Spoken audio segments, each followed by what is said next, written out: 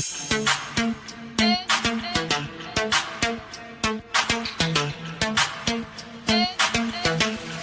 a pattern for the last 2 years or so. Once these girls they say my fiance, it's a wrap on anything that the dude does is stupid, any kind of abuse,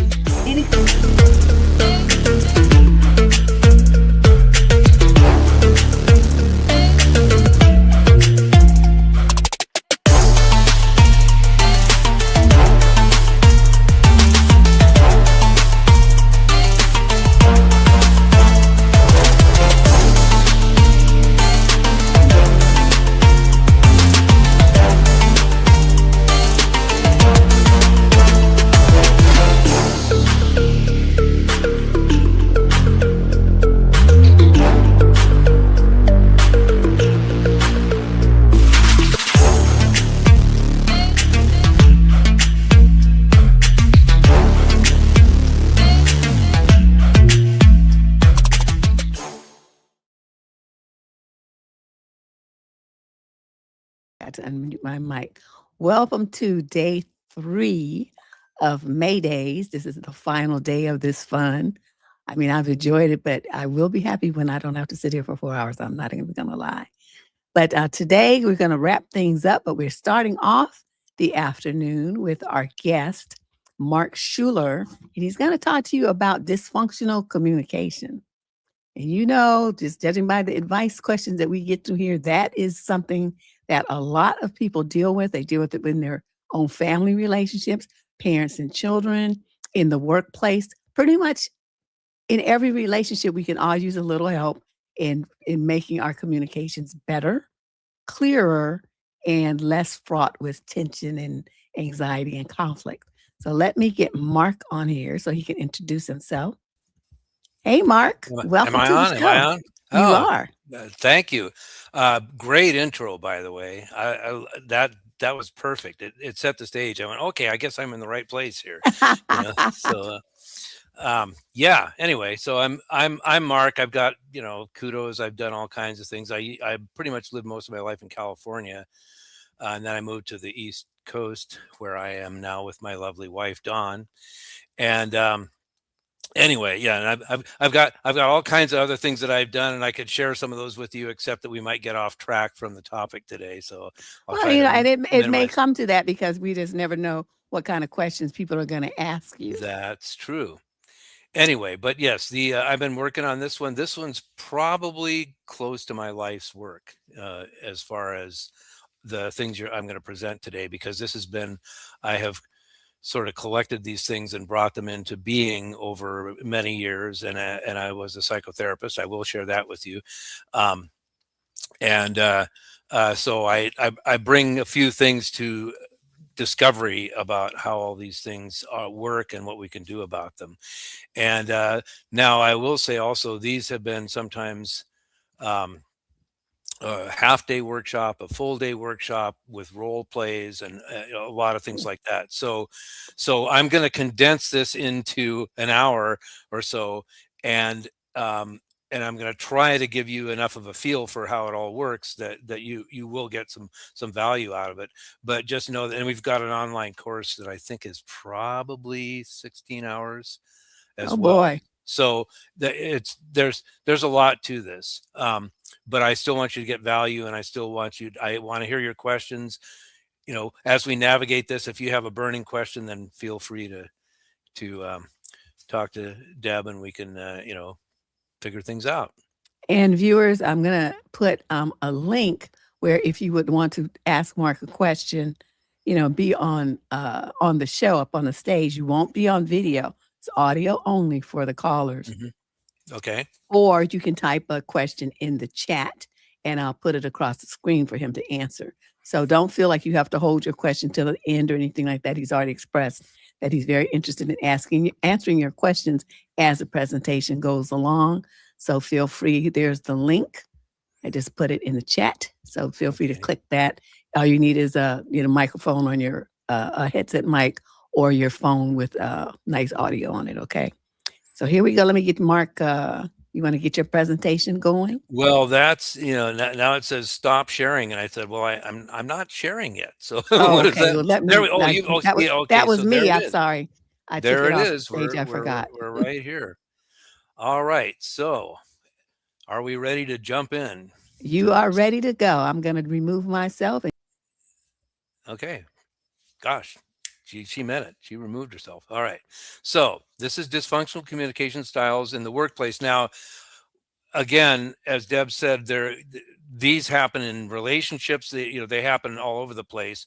We focused on the workplace because the Shuler group it works with companies and whatever. So, but I'm going to be talking about things that transcend just people in the workplace. But a lot of these things do happen, and they inhibit the functioning of the workplace sometimes when unchecked. So let's move on. So. Everybody can see the screen, I hope, so you can read this. I don't want to do the death by PowerPoint where I read everything that's on the screen. Um, but yes, we'll describe what a dysfunctional communication is, and we'll talk a little bit about what you can do about them, and then and now this says a practical guide to navigate potential employee relationship issues. Uh, we can you can delete employee and say relationship issues, because relationships are what this is all about. So that's an overview. uh, Now we're going to do these items as much as we can. Again, this is a lot of stuff to cover, but uh, when I talk about dysfunctional communication styles, it's pretty important for us to know what a functional communication style is too. So I like to start with that, so we have a base point. Um, and then we'll define them, and we'll talk a little bit about what we do about them. Again, that's part of a longer course when we really get into how do you. Sometimes we role play the things that you need to do to help yourself navigate a dysfunctional communication style. Um, then I'll introduce you to the 15 styles, and then we'll wrap it up. And at the end, I'd like to put on a screen, because one of the things that I'll be saying here is this isn't just about them. We're talking about what do you do when you encounter a dysfunctional communication style from another person. What I and other people have also discovered is we all have some of these things. We all grapple with certain communication styles ourselves, so we can assess kind of where we are around some of these. All right, moving along. Okay, this is me. Uh, I was a psychotherapist, as I told you, whatever. What I do want to say about the psychotherapist is yes, some of my training and my skills as a psychotherapist come into play here, but most of these styles I discovered in my life just doing my life. I figured out what wasn't working with people in my life. So it wasn't just that I was a therapist that these came about. This was actually, a lot of these were mostly life experiences. So I wanted to say that as well. All right. So functional communication is a back and forth dialogue. Both people participate. I'm going to kind of read this one because it's short. Uh, and this is pretty important. You both leave with a positive feeling. If you have a functional communication, mostly you're going to feel energized. It's kind of like there's three things that can happen. You can feel drained and feel, off. So what happened to me? What just happened? You can feel sort of neutral, where it's like, okay, well, I got that done. And sometimes when it's just all business, maybe you will just feel neutral after leaving a communication interaction. And sometimes you leave feeling that was great. We got a lot of done. I really enjoyed connecting. And so those are basically the three ways you can leave a communication and how you feel. And especially in the workplace, forward motion is achieved, which means you have a direction. You've actually worked through something, and now you can do some action. We call them action items, whatever. You can do whatever the next steps are. And if that's in your relationship and you have a deep conversation, you can use that to help you be better, more better, different, whatever it is that you're working on. All right. So, and of course, this is the Venn diagram. I learned that word recently. Um, uh, and the whole idea with this image is that there are equals, and you have an equal amount of interchange. It's not one sided, and that's a big part of having a functional communication. So now we get into what are dysfunctional communication styles, and you can read this. It's now what's important is that I say a pattern, because that is really important with a dysfunctional communication style. There's a reason why it's a style and why I say it's a pattern, because somebody can have a bad day. And if they have a bad day, they might do one of these things as a one off, and then the next day it's all fine again. So uh, it we're mostly talking about something that's a pattern. I don't necessarily want to use the word chronic, but it happens a lot in in certain interactions, and it is detrimental to the relationship. So here's the two things that must be present. And I told you about when you leave the conversation, you feel a negative feeling of any of these things, and the forward motion is impeded. So those are the two main things that happen when you experience a dysfunctional communication. Any questions so far?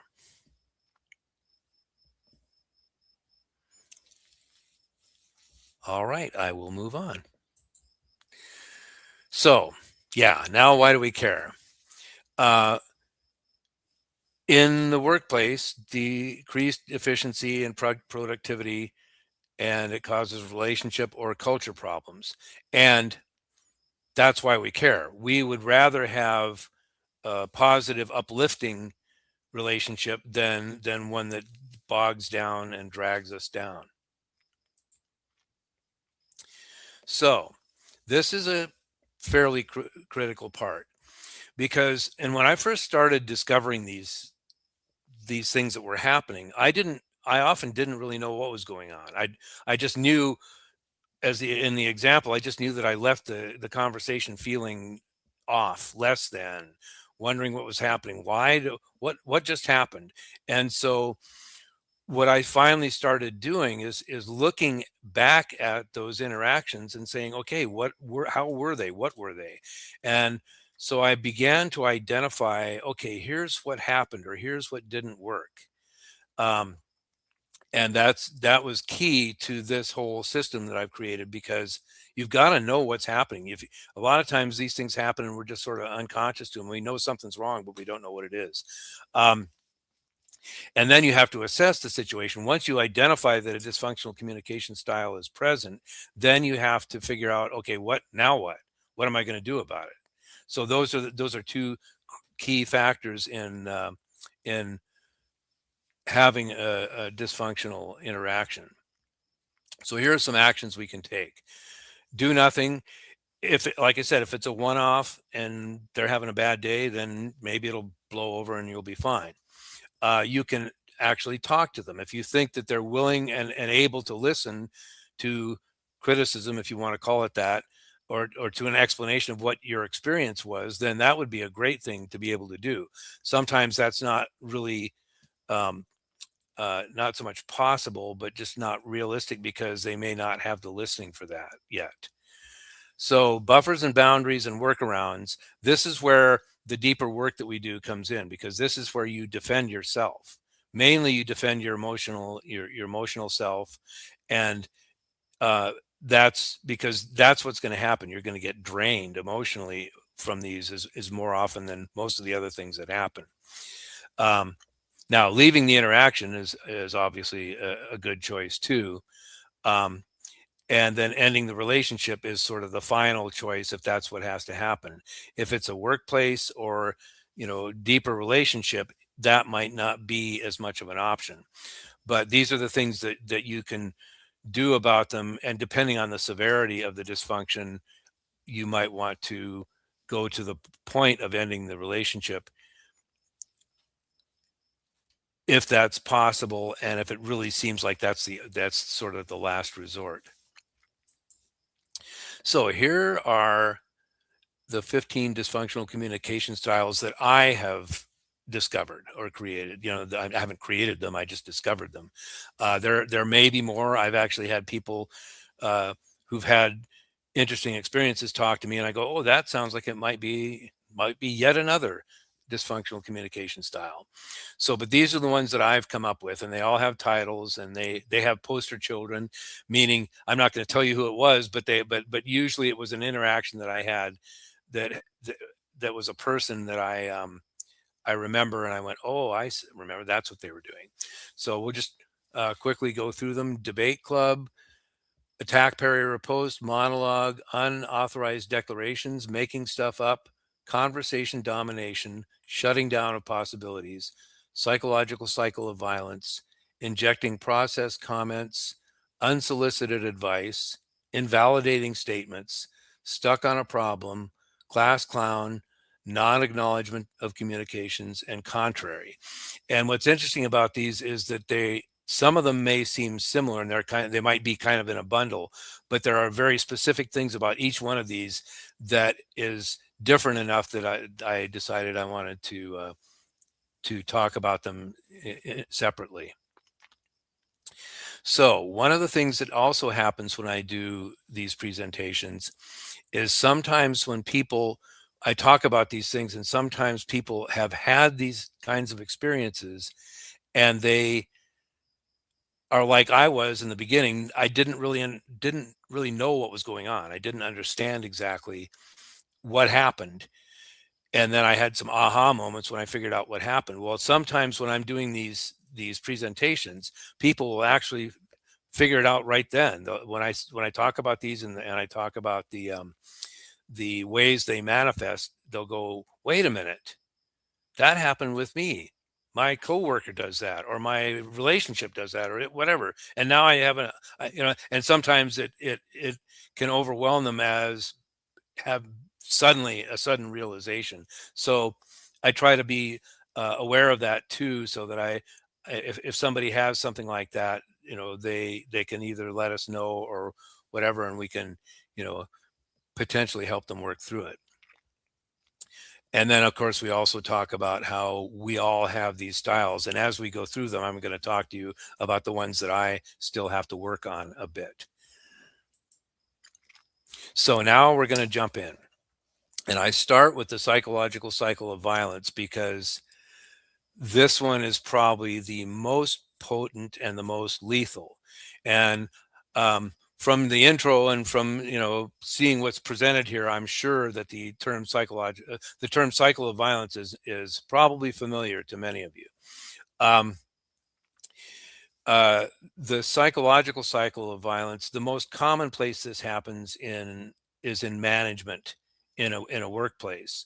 Um, somebody in a position of power, the typical scenario is you don't know how they're going to be on any given day.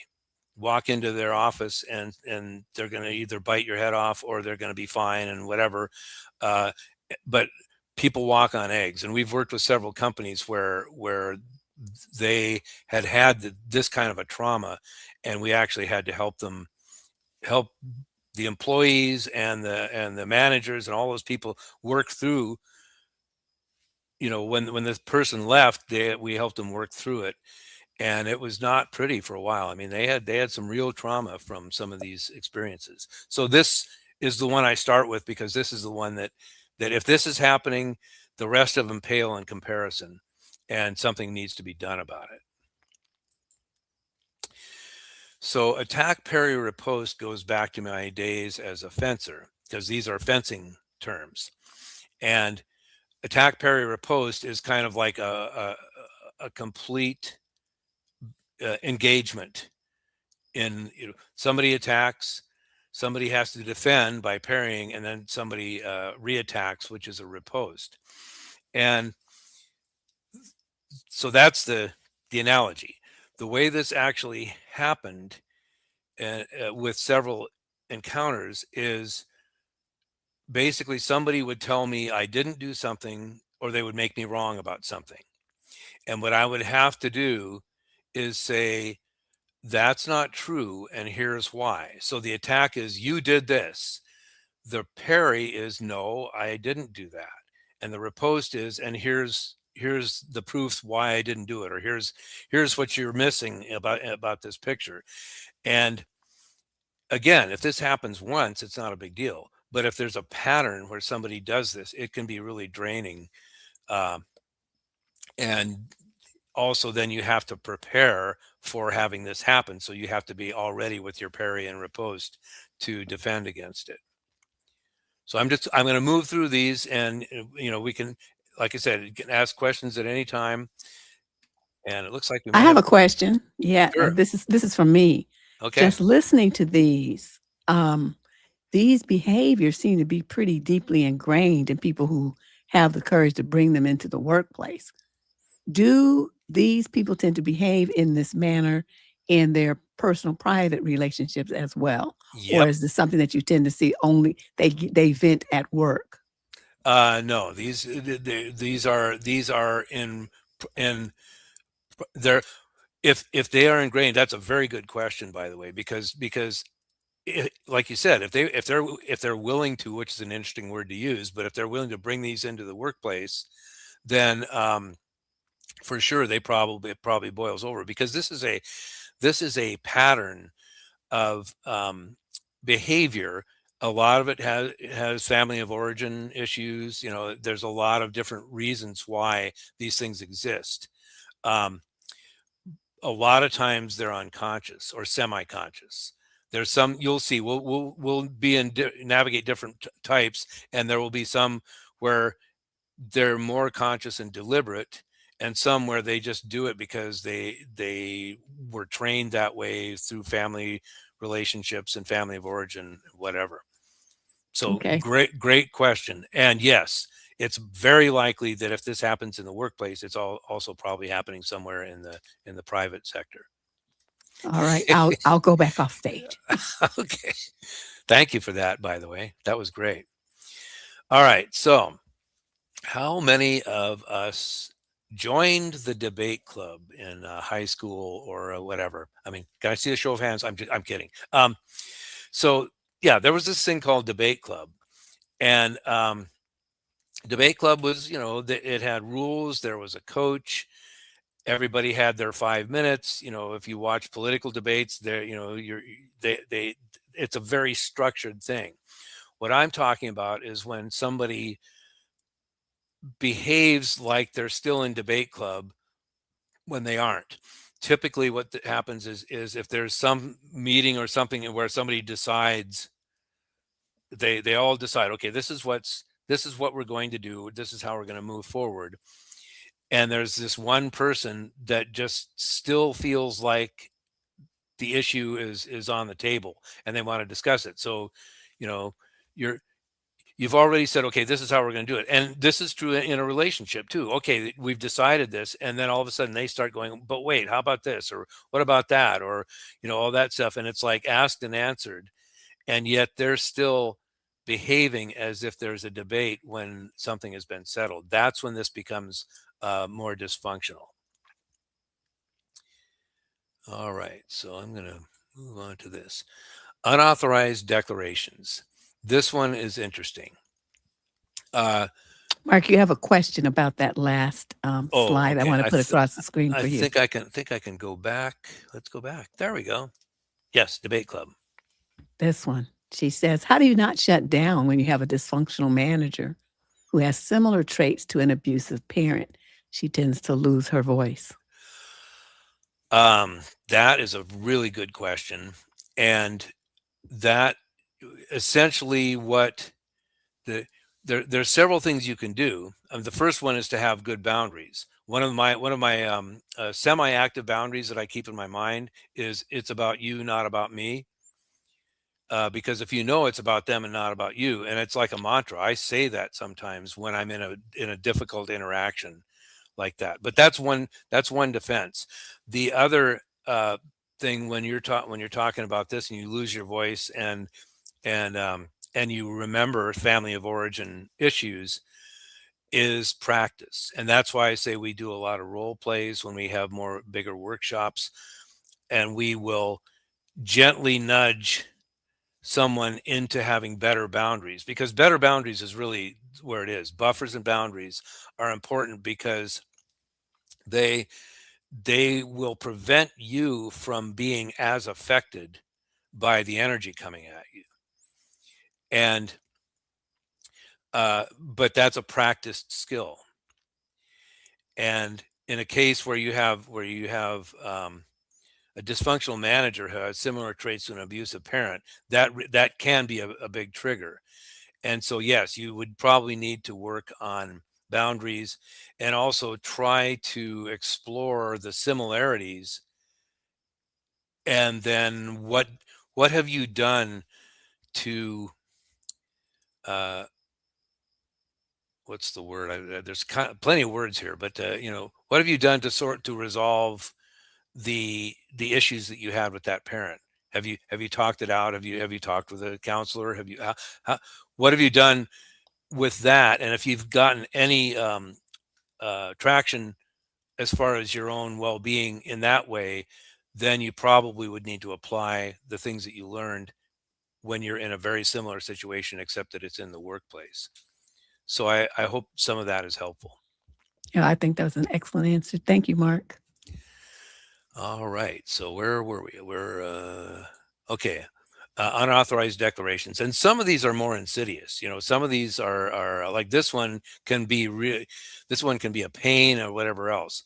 And there's going to be conversation domination is coming up. The way that differs from this is that this usually happens with somebody who's a gatekeeper. This happens with somebody who is in a position of authority or power and either abuses it or is stating rules and regulations that aren't true. And my experience of this, one of my experiences was when I used to have a lot of excess stamps. As a younger person, I used to collect stamps, and I'd get all these sheets of stamps. And so I'd put one on my stamp album, and then I'd mail them. They're still postage, even if they're 20 years old or 30. And I'd mail eBay packages and whatever, and I couldn't fit all these stamps on the front of the box. So I'd put some on the side, I'd put some, on the bottom, and I talked with a postmaster, and they said, yeah, you can put them anywhere as long as you say there's more on the back or whatever. On the front, you can put them anywhere on the package. There's still postage. So I walked into the post office one day, and I had this package, and the person behind the counter said, you can't put stamps on anything other than the front. I won't take this. So essentially, he made that rule up, stuck by it, and I had to go to another clerk or another post office in order to mail this package because somebody invented something who was in a position of power. So that's kind of where this mostly resides, is people who have misinformation and they state it as if it is the rule or whatever. And this can be very frustrating, obviously, if you want to get something done and this gatekeeper is not letting you, even though they are supposed to. So that's an unauthorized declaration. So monologue is interesting. Unless people ask questions, if Deb comes on, then I'm not monologuing, right? But right now, I'm talking about this and I'm fairly animated, as you can see. My hands show up and whatever. So I'm not just going, and this is the fourth dysfunctional communication, and now we're going to look at a monologue. And this is kind of a joke, but it's true. If you get somebody who's like this, and usually they're way into their head, they're intellectual, and they think that everything they're spouting is wonderful, and all you needed was this little piece of information, and they're going, oh, and they're just all over the place talking about this stuff. But the other thing is that they generally have a monotone. So their voice inflection doesn't go up or down very much, and they can put you to sleep. And I've actually been mesmerized sometimes when I'm in the presence of doing this, because what I say right here is I'm just looking at them going, okay, when did they breathe? Because it just seems like they continue and continue and continue, and it just keeps going on and on and on, and I never hear them take a breath in. So it's kind of, it's mesmerizing and fascinating, and sometimes it's just like, can you get on with it so we can get on with our day? This might be a person you could explain, keep it shorter, and can you get to the point quicker. So now, and conversation domination is right next to this one for a reason, because monologue is not necessarily conversation domination. It is in the fact that if you can't get a word in edgewise because they just whatever, but conversation domination has more factors to it. And I'll share a few. This is one idea. Somebody, they ask you a question and then they just totally ignore, you know, oh, I got an idea, whatever. So that's just they can't keep their stuff in their head. They have to say, oh, blah blah blah, and basically you don't have a chance to talk or whatever. But there's a few other ways this manifests. I used to knew somebody who would be, talking, and then I'd want to me, and I would want to respond, and I'd open my mouth to respond, and he would raise his voice a little and lean in because he knew that I was going to say something, and he wanted to keep hold of the conversation. So that was another way to dominate a conversation. And unlike monologue, this person may be very animated because they change their pitch so that they can keep hold of the conversation. And this one can be very frustrating, again, in the workplace, but also if somebody has to keep hold of the conversation. And I have, now let's talk about me a little bit. I have a tendency to monologue sometimes because I sometimes get into my head and and think that people want to know more than they do. And I also have a tendency to do this. Not so much, and I work on myself on these things because I don't want to, behave in the ways that I've observed other people. So it's I've tried to do some work, and my lovely wife Dawn also uh, points these out, especially since she knows this stuff pretty well too, so she can call me on any of these things. Generally, I don't do this a lot, but I can go on too much about something and put everybody to sleep. So these are things that I'm working on. So this one is interesting. Injecting process comments. We have to unpack this one a little bit because this actually does relate to psychotherapy in a certain way. Because when you're doing counseling, one of the things that we're told early on becoming a therapist school is there are basically two different functions that happen in any given session. One of them is the content, and the content is the content. What you're seeing on the screen is content. The words coming out of my mouth are content. That means I'm speaking words and you're hearing them, and I'm essentially lecturing, but not because I don't want to be I don't want to lecture. I want interaction. Um, what I'm doing right now is process. Body movements are part of the process. Um, any real movement that I do, any facial expressions are also part of my process. Uh, and so what that means is, the process is everything else. Content is what's actually being spoken about, and the process is everything else. Um, Now, if you look at this example here, what I've known some people, if they get uncomfortable with a conversation, one of the things that they will do is change the course and start talking about me and my behavior. So they suddenly make a process comment when it was mostly a content conversation. and this is a typical one. You seem agitated. Is something wrong? And it can have the tendency to derail the conversation because they want you to. I have to look at myself. Am I agitated? Am I doing this? Whatever. And it's a way when it's used as a dysfunction, or when we call it a dysfunction, it's a way of knocking things off center so that they can maybe gain some ground, or if they knock you off center a little bit, then they can jump in and try to feel more confident in whatever they're doing. So that's when it's a dysfunction. And any questions about that? I have one. Okay. Online, because most on this channel, we are primarily single women, not all, but primarily. Okay. One of the things that happens a lot on online forums is when women are talking and making a point and kind of discussing some behaviors of men that they've interacted with that they don't like, inevitably, some guy will say, "Well, are you married?" That is designed.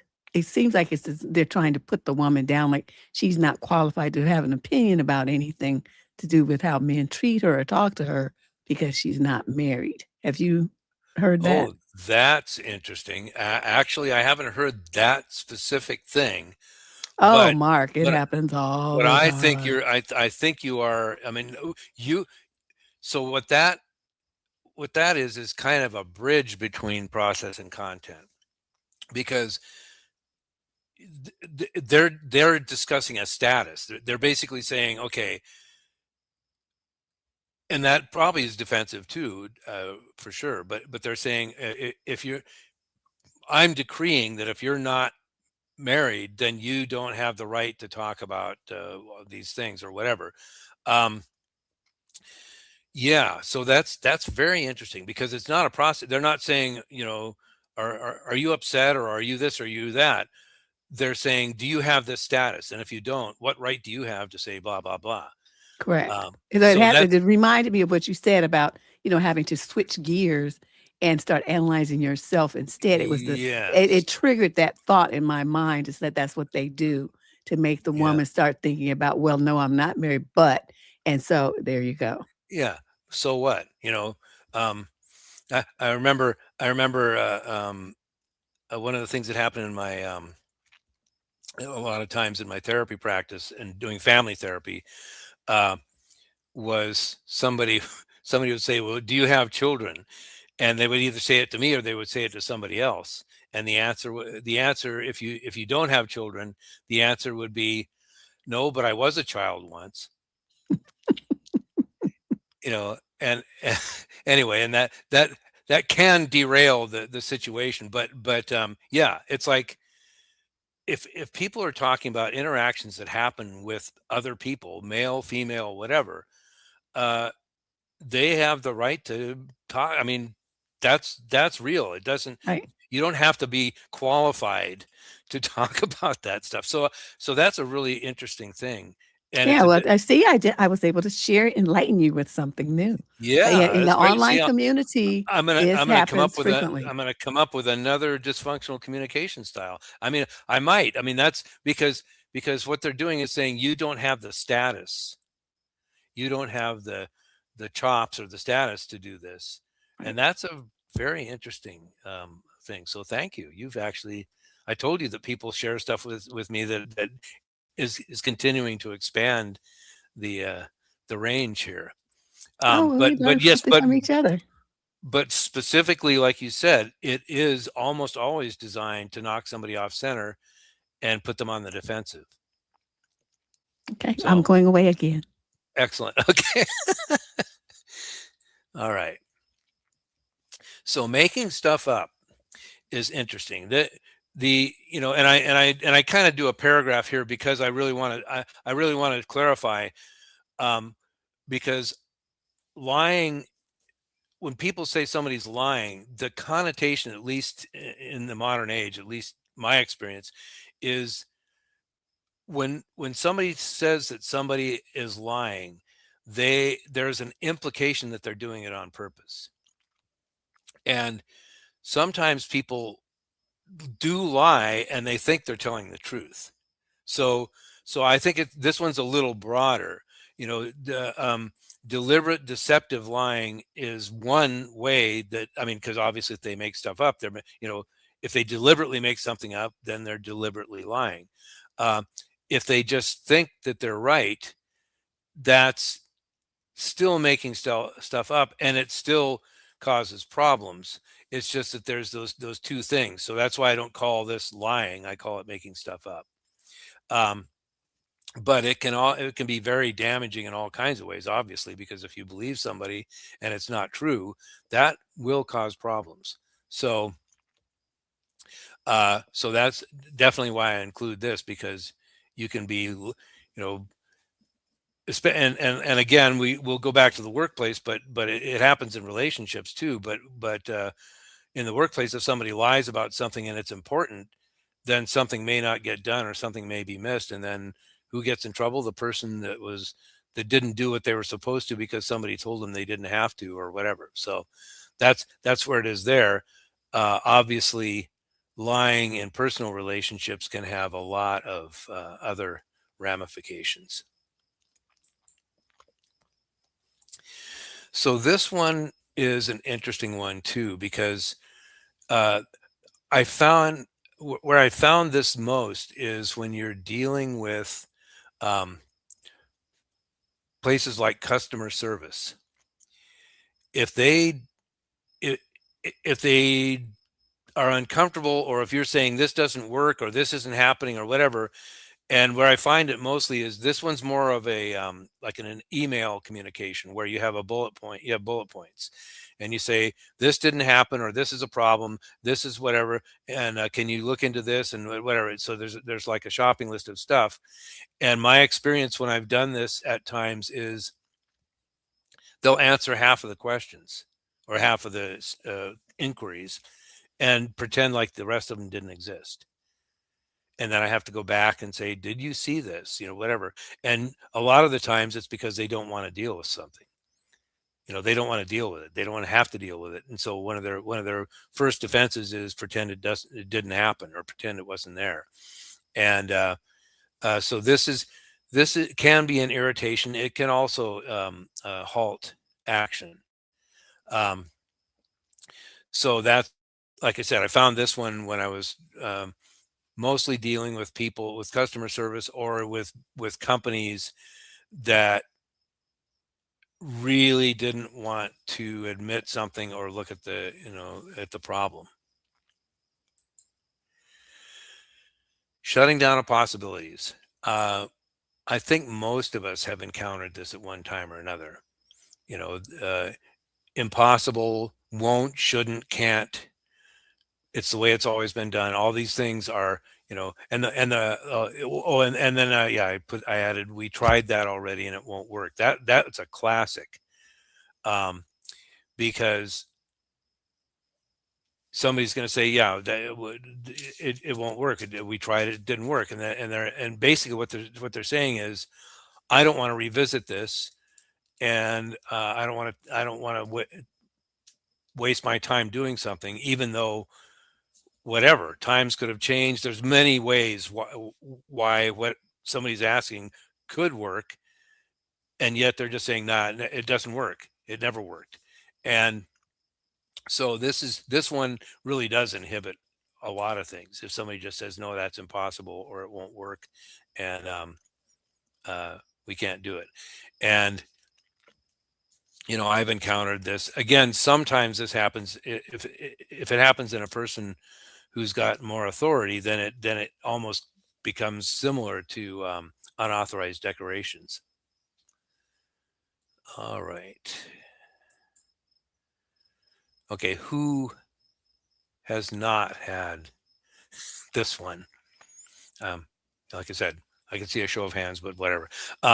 Yeah, this one is doesn't really require an explanation, I think, because everybody's. I shouldn't say that. Not everybody. So, but mostly people have had some acquaintance or whatever who's decided they know exactly what we should do about either a problem or how we should comport our lives or any number of things. And you know there's plenty of sayings about advice that I won't go unsolicited advice. There's lots of ways that people respond to stuff like this. If I want your advice, I'll whatever. There's lots of stuff, so I'm not going to go too far down that road. But this is more of an irritation than anything else, and it's an energy drain when somebody thinks that they're the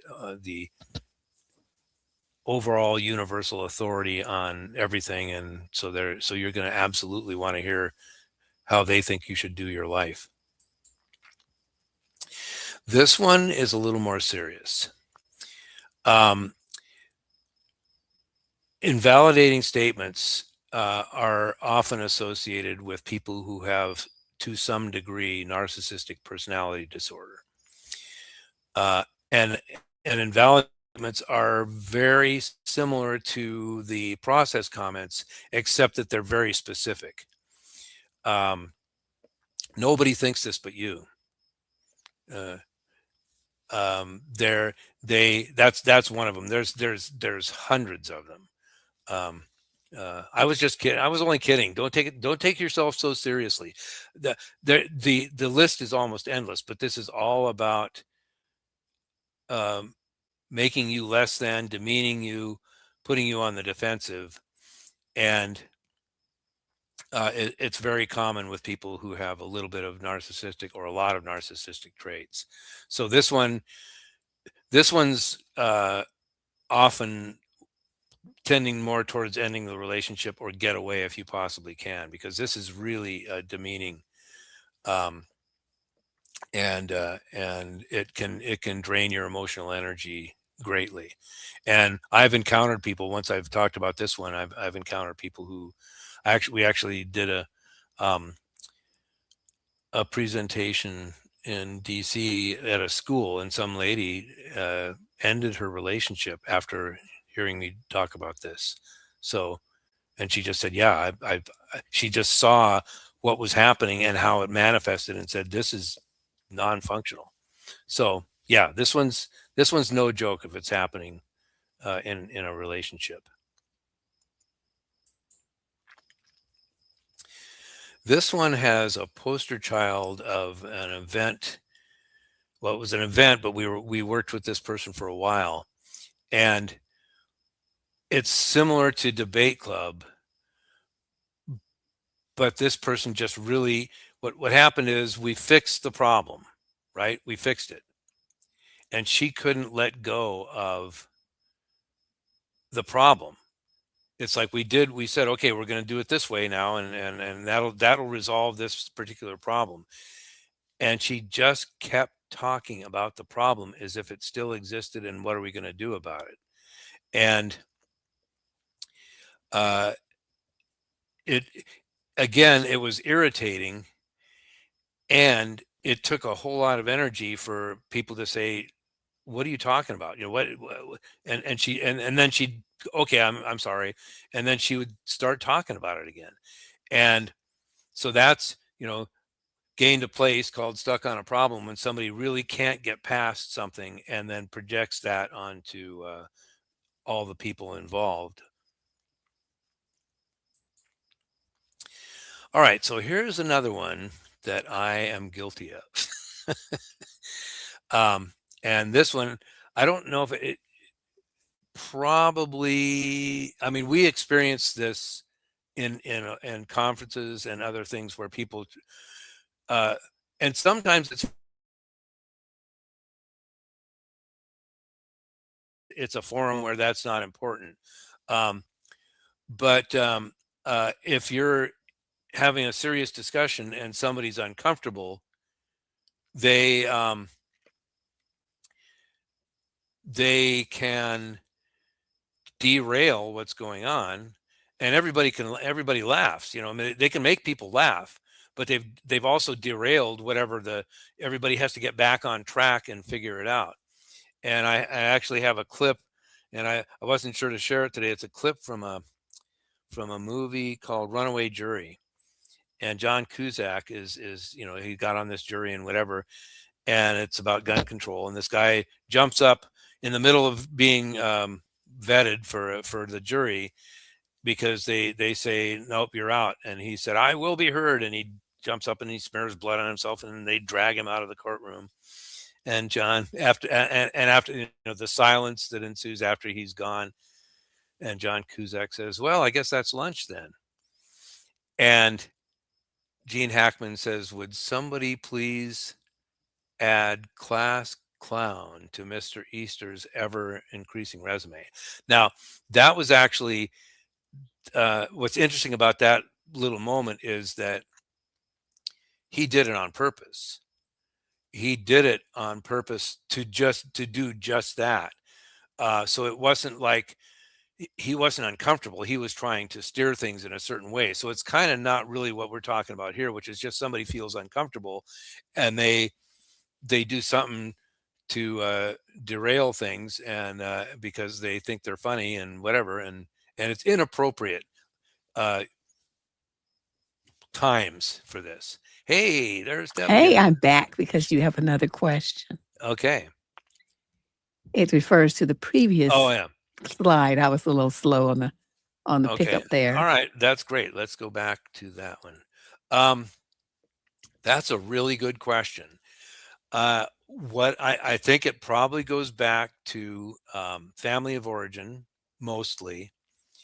I can say a little bit about my part of the reason that I have the monologue and conversation domination is because that all of my family members vied for the conversation. Everybody was duking it out at the dinner table and whatever to dominate the conversation or to share their most important thing and whatever. And so if I wanted to hold my own, I had to do that. And what Dawn has told me is you still do that and you don't need to. We're not trying to dominate the conversation here. So I still do stuff like that. So it's kind of similar to what you're asking. I think that this stems from experiences that people have had where they felt they weren't heard or listened to, and that they either thought they were right, or they may have even later on it may have been discovered that they were right about whatever the situation was. And but usually I think the reason they can't let it go is because they're reenacting old stuff. They're reenacting nobody listened to me, or some people listened to me and then went another way, and then it turns out I was right all along. So there's probably stuff like that that has built up in their past, and they can't figure out that that's the past and this is now, and they don't have to feel that way as much because actually people might listen to them sometimes and might go with what their suggestion was. I hope that's helpful. And see, and Ash, that's Mark gave you the very astute and educated clinical psychologist version of that. And the street hood rat person version of that is there's two things. One is they just want you to give the decision that they want, so they keep bringing it up. Or number two, they're suffering from some kind of mental block where they want to be the center of attention. And by doing that, they just divert everyone's attention back to them. We can't move on in a discussion because they just want to hold on to all the attention. Those are the two things I've seen. And when I'm running the meeting, I tell them, look, we've moved on from that. See me after this meeting and we'll talk about it since you don't understand it. I'll explain it to you in a different way until you understand it, but we're not going to do that right now. And I just put the boundary down and we move on in the meeting. That's what I'm running the meetings.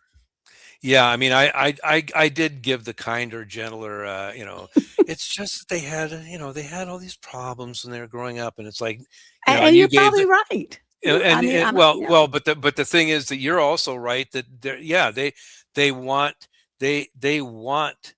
to be to sometimes dominate, and they want to have their way. Damn it, and I think that's a really good point.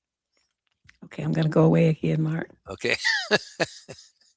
I'll try not to be so kind and gentle with my intellectually psychologist terms.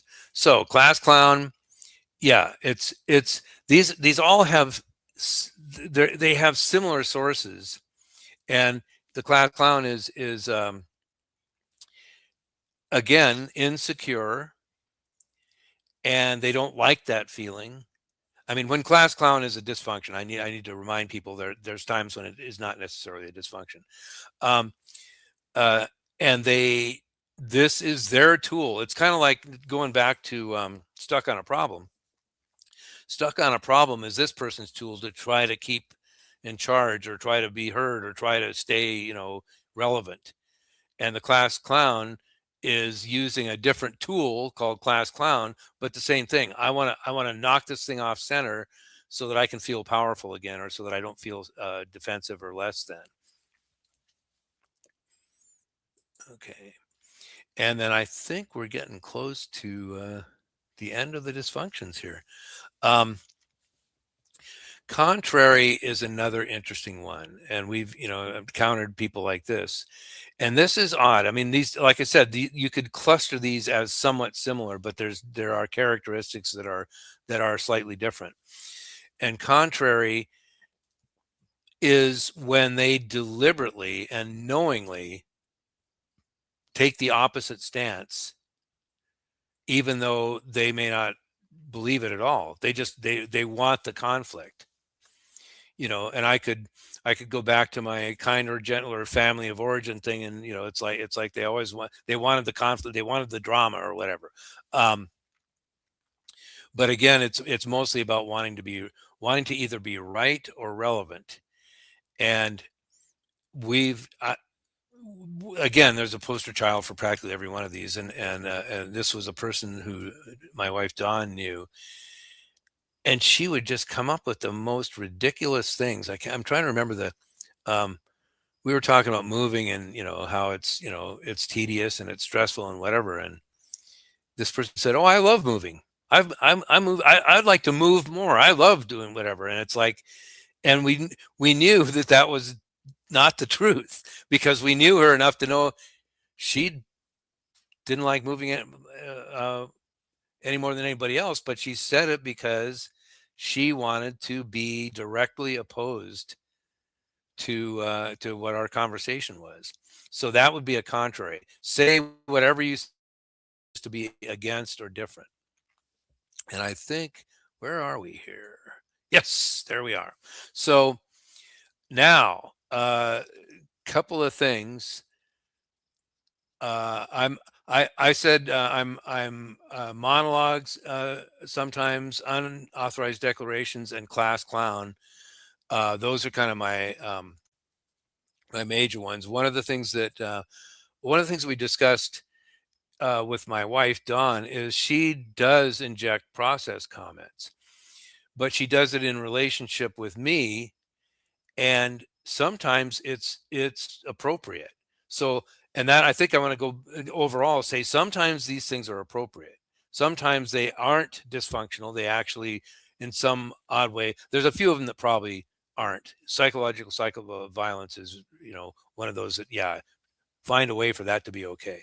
Um, but she does sometimes say, "Are you feeling a little agitated, or have you thought about this when you're saying that? Because it seems like you're maybe stuck a little bit or whatever." And she does that in a supportive, hopefully positive way. So, and then she doesn't do it in the way that I say is a dysfunction, which is I'm feeling uncomfortable, so I'm going to throw things off center. So I just wanted to mention that. But yeah, so now we can look at, I'm going to see what my next slide is here. Okay, this is kind of the way that we unpack or we dissect what happens with a dysfunctional communication.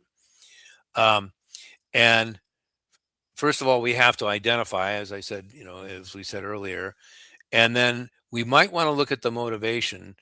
And that's what a lot of these questions have been, is what's the motivation for this person to do this, and a lot of times motivations are, there's complex, there's more than one reason for it or whatever. And um and sometimes I don't care what the motivation is. What you said, was perfect. It's like, I don't care what your motivation is. I don't want to hear. I don't want to talk about it. We can talk about it afterwards. Right now, basically, right now, be quiet, because we're moving on. And so the motivation, we could, explore that some other time, but we're not going to explore why you feel this way when we're trying to get stuff done. Um, and the next one is disruption. How does it interfere with forwarding action or personal well-being? And again, I use both of those, because forwarding action is often more of a workplace, but personal well-being is definitely more about people and interactions. And personal well-being is really important. Um, Feeling whole and complete and not less than is a very important goal for all of us. And then defenses, and I didn't get into the defenses a lot. In the online course, we get into it a lot more. Boundaries, buffers, are a big piece of how you deal with that. Um, and there's different defenses, obviously, for different types of dysfunctions. And that, I don't have the time to get into all of those, but there are things, like I mentioned, the mantra about, it's about you, not about me. I actually had to do that with a very dysfunctional boss, and I was getting the riot act read to me that was all a bunch of, I mean, it wasn't true. It was a bunch of who we made up and whatever. And I just said that over and over in my mind. It's about you, not about me. It's about you, not about me, until I got out of that situation. And sometimes you just have to do something like that if it's bad enough. But there's a lot of different things that you can do. And like I said, I can't get into them all today, because we'd be here for another, you know, 3, 4, 5 hours. All right. So now we come to this. Now, I don't, this is something we hand out in person when we're doing in-person events, but I'm going to leave this on the screen for a while, and, just let you kind of look at this and see, are any of these, the way I've described these different functions, are there any of these um, styles that you might have a little bit of? Like I said, I'll do myself. Sometimes I do a little debate club too, actually. Uh, so I'd have to say I'm a 2 or a 3, not a 3, but a 2. Unauthorized declarations, I'm definitely between a 2 and a 3. Monologue, I'm probably moving much more towards 3 at times. Conversation, a solid 2. Um, and the rest of these I'm not really, I don't have a lot of any of these. And then class clown, I can be a 3 at times as the class clown, I have to admit. um, and like I said, sometimes it's appropriate, and sometimes I make people laugh and everybody's happy, and whatever. uh, my wife Dawn thinks that most of that, she just rolls her eyes anytime I do something like that. So anyway, so I just did my own self-assessment here. Feel free to look at this for a few more moments and see where you think you fall on this scale. And I'll stop talking so you can do that for a little while. And if you have any questions, again, feel free.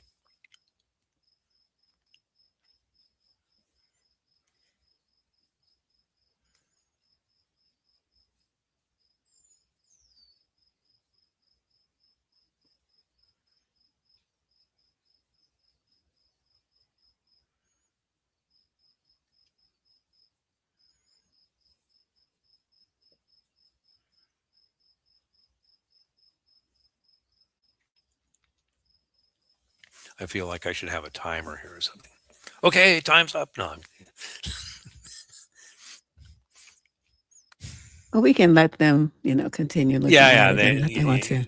yeah, they can And do just that, looking at and this, I I don't can really. probably might be able to send you a PDF of this too. So if anybody wants, and if people watch the recording, then obviously they can look at this as much as they want.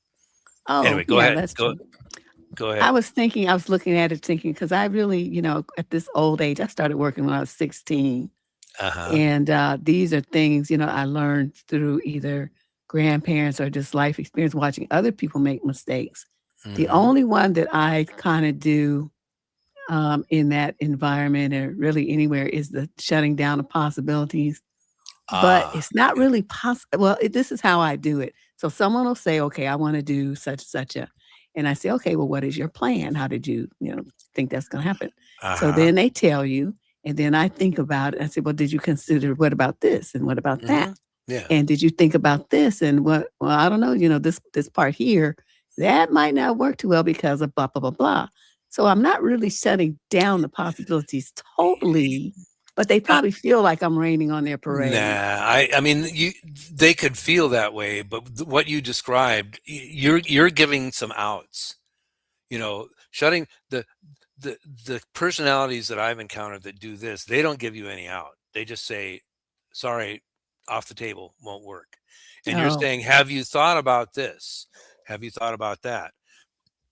Dawn works in a forum where they're pretty strict about, it's a group thing and she's the facilitator, but she can't give people advice. And I said, well, if they ask her for advice, then she can, but she can't just say she can't see what somebody's problem is and say do this or whatever.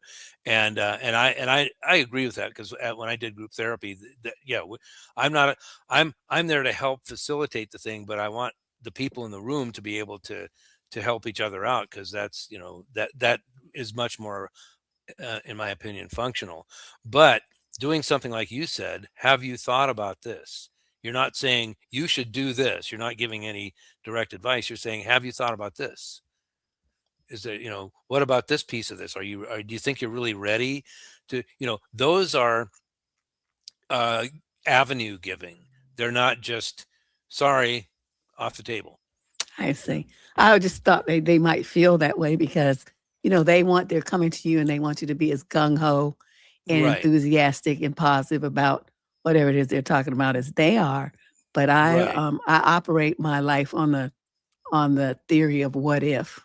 right. So, what Excellent. if and what's gonna happen next, and Well, then what? That kind and of mentality. and that goes to another sort of bigger issue is we can't we can't control how people feel about something exactly. They're going to feel the way they feel. We can What we can do is try to be as responsible as we can about how we present ourselves in the world. But yeah, some people are going to feel like in that circumstance that you mentioned, they're going to feel like they're shut down because you're like you said, you're not gung ho about it. You're going, well, maybe we should, go this way a little bit or whatever. So yeah, and yeah, we've all got our quirks and our feelings and whatever. So I might feel, you know, shut down more than somebody else in the same exact circumstance. So there's We have that. another question here. Let me put this up on the screen. She wants to know, do you think some people use class clown when they feel insecure? I think that class clown becomes a dysfunction when they're insecure. I think that that's the most common reason why somebody misuses their wit, their cleverness, their whatever. I I had a I can tell on myself here. I had an incident. I've got a part time job, and there's a lot of people around, and one of the workers said, that guy looks kind of like a porcupine. And he did, he had naturally just straight hair and it stood up like maybe 4 inches or whatever. And and he was probably my age, in his 60s or whatever. And anyway, she said, that guy looks like a porcupine. And I Yikes. I said, Did you just say that? And I didn't finish the sentence. That is absolutely classic class clown stuff. And she was mortified because she thought I was actually I was actually going to say that out loud in the presence of Ah, this guy, and I shut it down, obviously, and he didn't have a clue what I was doing. you scared her to death. Yeah, but that's, I mean, if there's anything that's a class clown, that was it, and I shouldn't have done it, and I apologized, and then I said, and now after that I said, and guess what? Now I can't unsee that. You said that, and I can't unsee it now. So Ah, thanks a lot. But anyway, that was a recent class clown experience. But yes, it's about insecurity. I don't think it was in that case. It wasn't really insecurity. I just thought it would be amusing, and maybe it was, and maybe it wasn't. well, But it probably was to some people, but well, definitely not she to she her. laughed. She was laughing. I mean, she couldn't stop laughing after it all happened. But anyway, but that's yeah, that's what class clowns do. They make people laugh. Well, this was really interesting, Mark. I learned a lot. It's always good to learn something new because Yeah, the topic of communication is just so across the board. And yeah, one thing that worries me is how little this new generation communicates and how poorly, because everything is by text. And now they're yeah, using AI to figure out even what to write. So it's right. it's the Yeah, yeah. skill They're of not thinking, writing, and critical and thinking. construct. Yeah, it's going to be lost. It's going to be Yeah. lost. Well, and the COVID generations didn't help any. I mean that there's a whole section of now they're moving into their 20s that have to re, either relearn or learn social skills because they were isolated for however many, for a couple of years in one of the critical phases, if like the last couple of years in high school, when a lot of social skills are studied and learned. That's a whole Right. other topic we could go into, but anyway. Well, that's why I know when I saw your talk, and I thought, oh, this is perfect because it's so across the board and Hmm. impacts people in so many facets of life that just learning how anything about communication, anything about how to improve your communication skills, Right.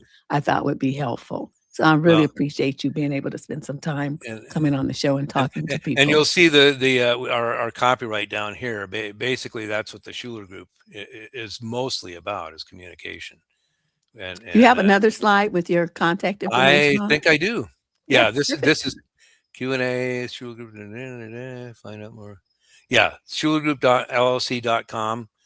You can go there. There's message boards and other stuff, and there, like I said, there's an online course that goes much more into depth on each of the dysfunctions, and also a whole lot about defenses and shoring yourself up, and how to specifically defend against um, chronic dysfunctional communication.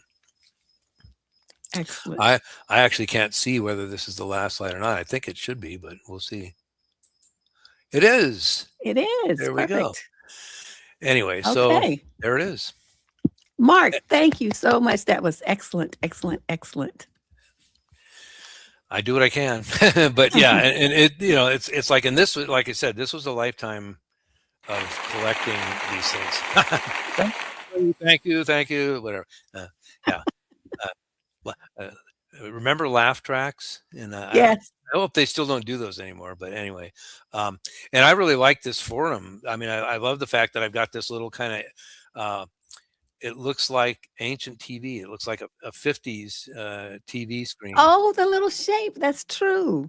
I Yep. remember seeing those. My grandparents had those. Yep. Oh, perfect. I didn't even think of that. But yeah, I really love this platform, and even though it's extremely pricey, I stick with it because I just Uh, like the functionality. so the platform itself is pricey. Yeah, Oh, it is. compared to some others, yeah, Yeah, it I is. mean, it is pretty slick, I gotta say. So yeah, so I can see that. Interesting. And then you do these,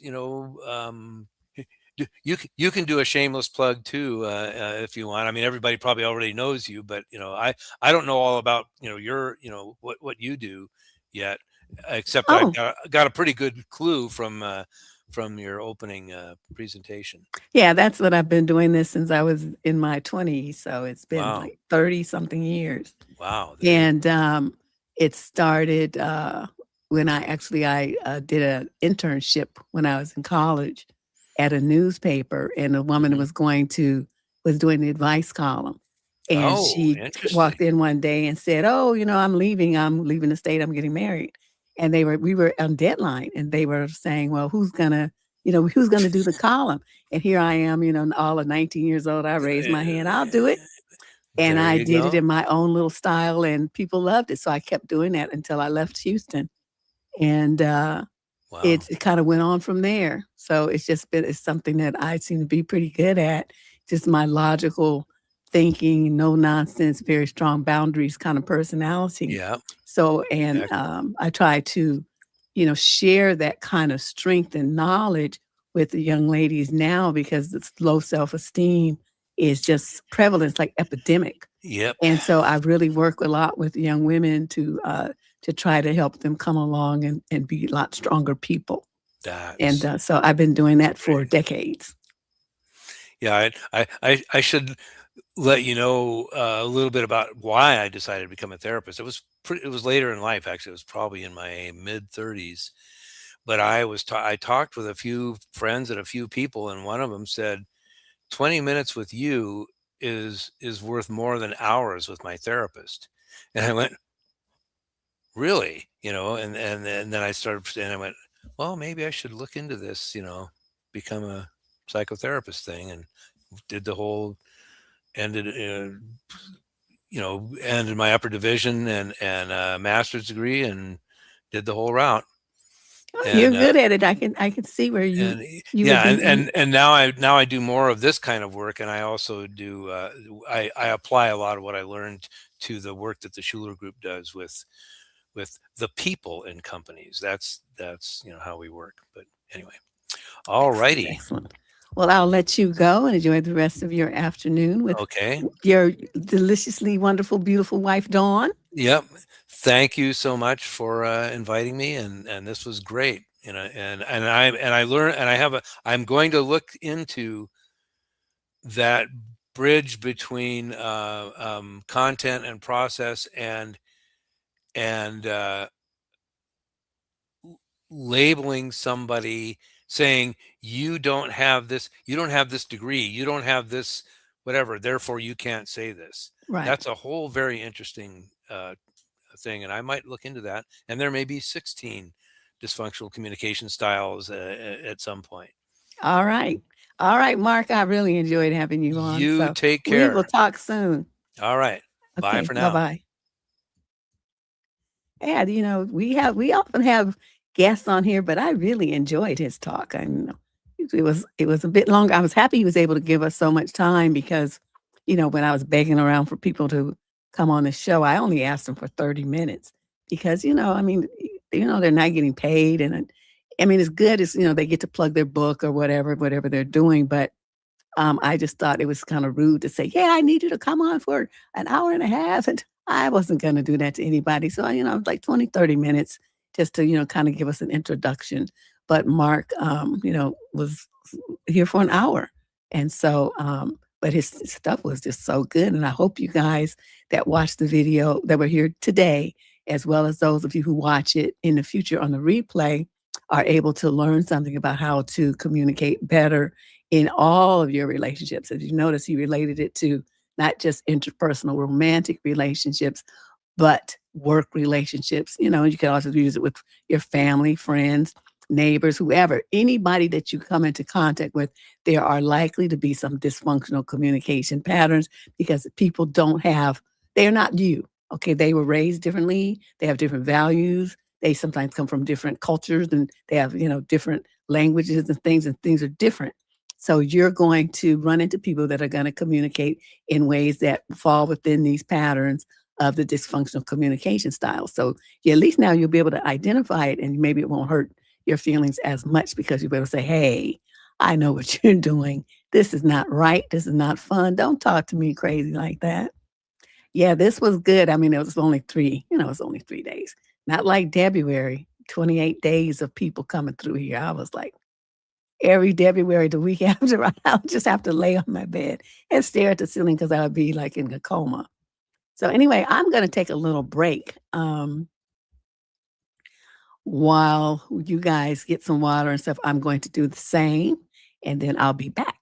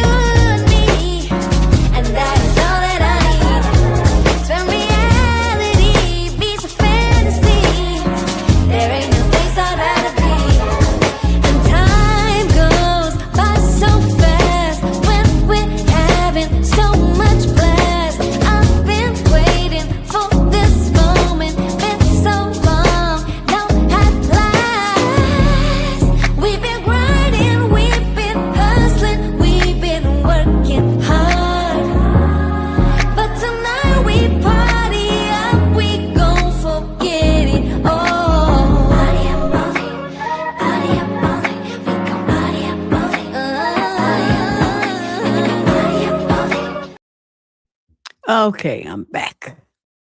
Get up and walk around and get some blood in my legs.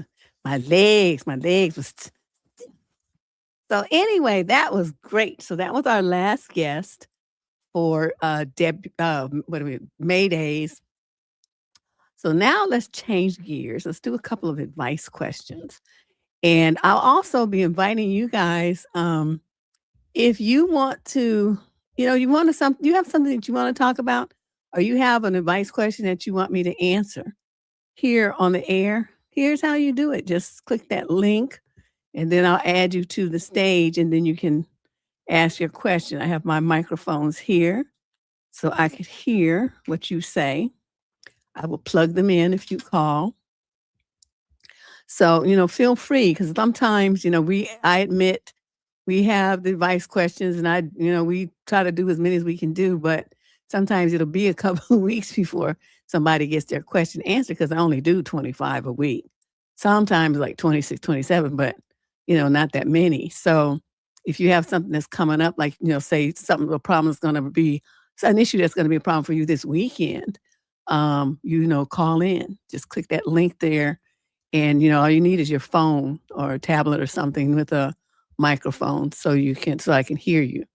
And you're not going to be on camera. No one will see your face. It's just audio. So feel free to click that link and just let me know what's going on. And I'll give you some guidance, some assistance, some help. Let me see. So let's go right along with what we were talking about with Mark. Let's do this question because it has to do with communications. This is a young man in 28 to 34 age group from San Antonio, Texas. The summary of issue. My girlfriend let her, quote, struggling friend crash on our couch for a few days, end quote. And now I feel like a stranger in my own home. How do I reclaim my space without becoming the villain? Okay, Deb, I'm stressed the fuck out. My girlfriend, quote, Sarah, is 28 and I'm 31, and we've been living together for 2 years. Everything was great until about 3 weeks ago when her best friend, let's call her Chloe, went through a messy breakup. Sarah asked if Chloe could stay with us for, quote, a few days until she found a new place. I agreed because I wanted to be supportive, but 3 days has turned into 3 weeks and there's no end in sight. The problem is Chloe has completely taken over our living space. I work a high-stress job, and all I want to do when I get home is sit on my couch, play some games, and hang out with my cats. But every time I walk into the living room, Chloe is there. She's either watching reality TV at a max volume, taking up the whole couch with her laundry. Wow. Or talking loud on the phone. My cats are stressed because she's constantly moving their stuff around, and I've basically been relegated to my bedroom if I want any peace. I've tried talking to Sarah about it, but she immediately gets defensive. She says Chloe is fragile right now and that I'm being heartless for wanting to kick her out when she has nowhere to go. I'm not saying she has to live on the street, but I pay 70% of the rent, and I currently feel like a guest in a hostel. Last night, I tried to sit down and play some Dota, whatever that is, and Chloe actually asked me to use headphones because the clicking was giving her a headache in my own living room. You good. I love my girlfriend, Sarah, but I'm starting to resent both of them. I feel like my boundaries are being completely ignored in favor of her friend's comfort. How do I sit Sarah down and make her understand that Chloe needs a hard deadline to move out without it turning into a fight about me, quote, not caring about her friends? Okay. Homeboy, what are you doing? This is your house. Okay, wait a minute. Let me double check where did I put this paper. Hold on a second. On our couch, your own home. Okay, home. I don't know if this is a home that you own or no, you said rent, right? Okay, so it's a house, either a house you rent or an apartment that you rent. Okay, that's right, because you did say rent. You pay 70% of the rent. Okay. I'm going to say this. It's time for you to sit. So first of all, the mistake that you made when I'm just saying this for other people so that, and I'm not, getting on your case. I'm saying this for other people that may be facing a similar situation. If you have a partner and your partner wants someone to stay with you and it's an emergency situation, you have that person sign an agreement that they have a maximum of 21 days, whatever is under. If you're renting someplace, it has to be under what the law considers that person to have taken up a residency in your house. It has to be less than that. So some places it's like 30 days. Some places it's, 60 days, whatever it is in your, I don't know what it is in San Antonio, Texas, but whatever that point is, she needs to be out before that day is reached. So look at it. It's usually about 30 days. Then the person technically is a tenant, whether they're on a lease or not. The other thing that you can do is see, whoever's your landlord is say, look, this chick is in the house. You have this guest clause in your lease and you need them to send a notice to tell her that she has to leave. If it comes from them, it'll save you from getting ribbed out by Sarah. You see what I'm going with this? It's going to have the same result if you told her or if the landlord tells her. But if the landlord tells her, then Sarah has to shut up as well as the girl, and the girl has to get out. So that's another approach that you could take. You can be like, hey, it's on a lease, it's their house. I mean, it's their property. What you want me to do? So it removes you from being able to be, blamed for it. But the main thing is you, as the person paying 70% of the rent, have more say, and that is why you get to pull the trump card. So you're going to sit down with both of them. You're going to say, look, I've been as flexible as I can be, and this was 3 days, and it's been now 3 weeks. You have to get out by the end of the week. I don't know where you're going to go, and I really don't care, but you're going to be out of here. And so, one thing we're not going to do, you have just totally disrupted my life. My pets are stressed. I'm stressed. My relationship is stressed. You've got to go. And don't come back here even to visit for at least 3 months, because I've had enough. And Sarah, don't you ask that anybody else stay in this house, because if the second they walk in here with a suitcase, I'm going to make them turn around and get out. If that's a problem, then you and Chloe can leave together. See, that's how I am. I'm not going to mince any words. I did that with one of my boyfriends who wanted one of his cousins, his crackhead cousin, to come and stay at our house. I was like, oh, absolutely not. That's not going to happen. He's not even staying here tonight. Not one night is this kid going to stay here. You're going to take your credit card and you're going to go rent him a hotel room if you want to be responsible for him sleeping someplace. But he ain't sleeping here. Now, that's all I can tell you. And so the guy was saying, he was all upset. Well, it's my house too. Like, let me tell you, this is how this is going to work. When I walk into my half of the living room, I don't want to see him in here.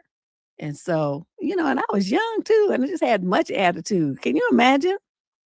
And so he, went on and took him out. He was mad. He was hot as fish grease, but asked me if I cared. Remember my little meme about Deborah who grew up and gave no F's? I had none. And so that was the end of that. So you have to kind of borrow from that. Find your spine, my brother, and get both of these chicks in check, because they're taking advantage of you. And Chloe's just living there free. She's not paying any bills. She's not sustaining anything. She's living off of you guys, and she's disturbing your house. No, I'm surprised that you let this go on as long as it did, because she would have to get out of my house at the end of that week. 3 days times 2. So by the time she got out of there at 6 days, it's like, by in the morning of the sunrise of the 7th day, you got to be up out of here. So you think about what I'm saying. And then, like I said, investigate with your landlord first. That's your easy out. Have them send her a notice, post a notice on the door that they have a guest who's overstayed, and they have either that woman leaves or they got to have a 3-day to get out of the apartment kind of thing, because they do that 3 days, to quit kind of thing, where you get evicted if you don't rectify the situation after 3 days. So that would be one way to scare the heck out of both of them and make her, get her friend up out of there. But if you don't want to do that, or the landlord is not cooperating with you on that tip, then you'll have to do it yourself and just tell her to get out. But you better do it before that 30-day thing. Telling you, you playing with fire here. Then after that, you have to go through the whole eviction process. It's a whole big deal, and she can fight the eviction. I mean, she could essentially be there for months living off of you if you don't get her out now before the 30 days period ends. Okay.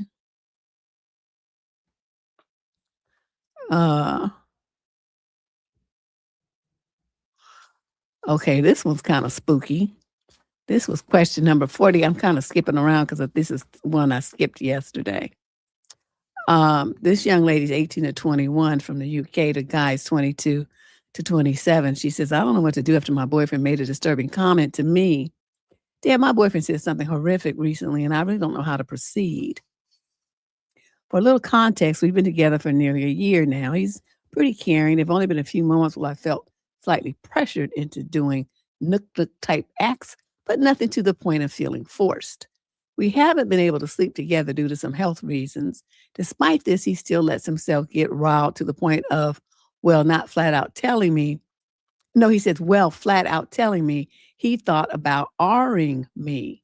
Okay, wait a minute.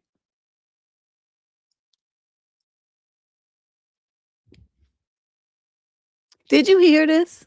Her boyfriend told her that he thought about R-ing his own girlfriend. He's going to tell her this. Okay. I don't know what to do after hearing this. All my trust feels shattered. Ooh, I got the creeps. And I feel myself pulling away from any affection he tries to give me now. As awful as it is, I almost wish he just kept that thought to himself. He did say he feels ashamed and that I need to, quote, keep in mind his mind was going blank, end quote. It just feels like an excuse to justify it, but I don't know. That's exactly what it is. You're right. I'm so lost. I don't have anyone I can really turn to with this.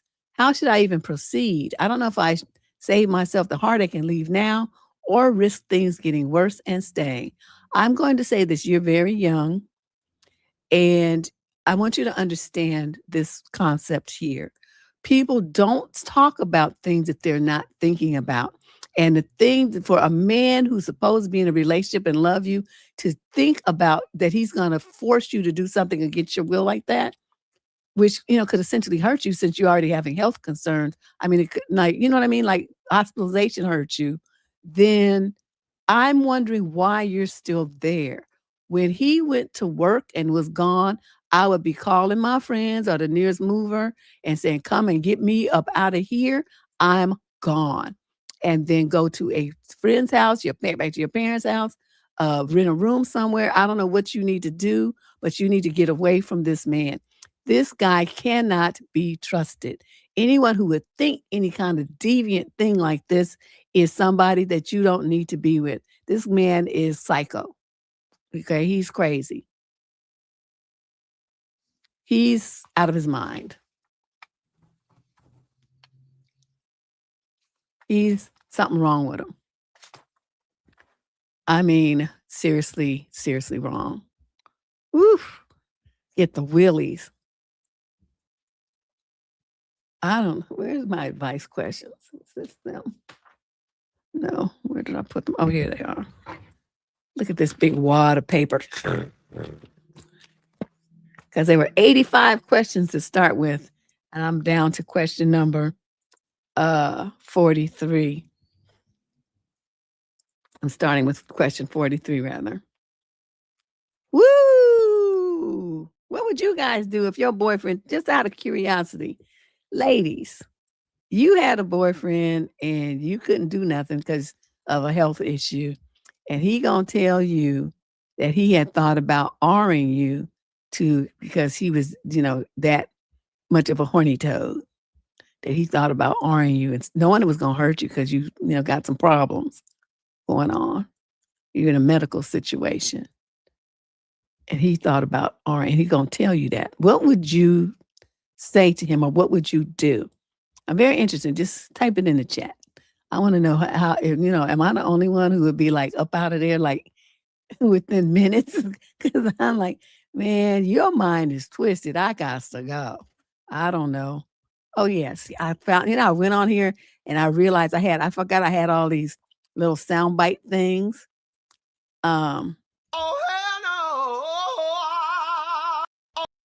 Yeah, that would be what we would have to say to him, right? He would get that. What's another one? This one. Oh, yeah. I have so many. I forgot. I just had to stop using them. Yeah. Well, I'll play some more later. I don't even know what to say. Nobody's got a comment? Okay, I guess you guys are too scared by the question. All right, let's move on. Question number 43. This female's 35 to 42 from Aurora, Illinois. Summary of issue: am I wrong to rethink this relationship after his job loss?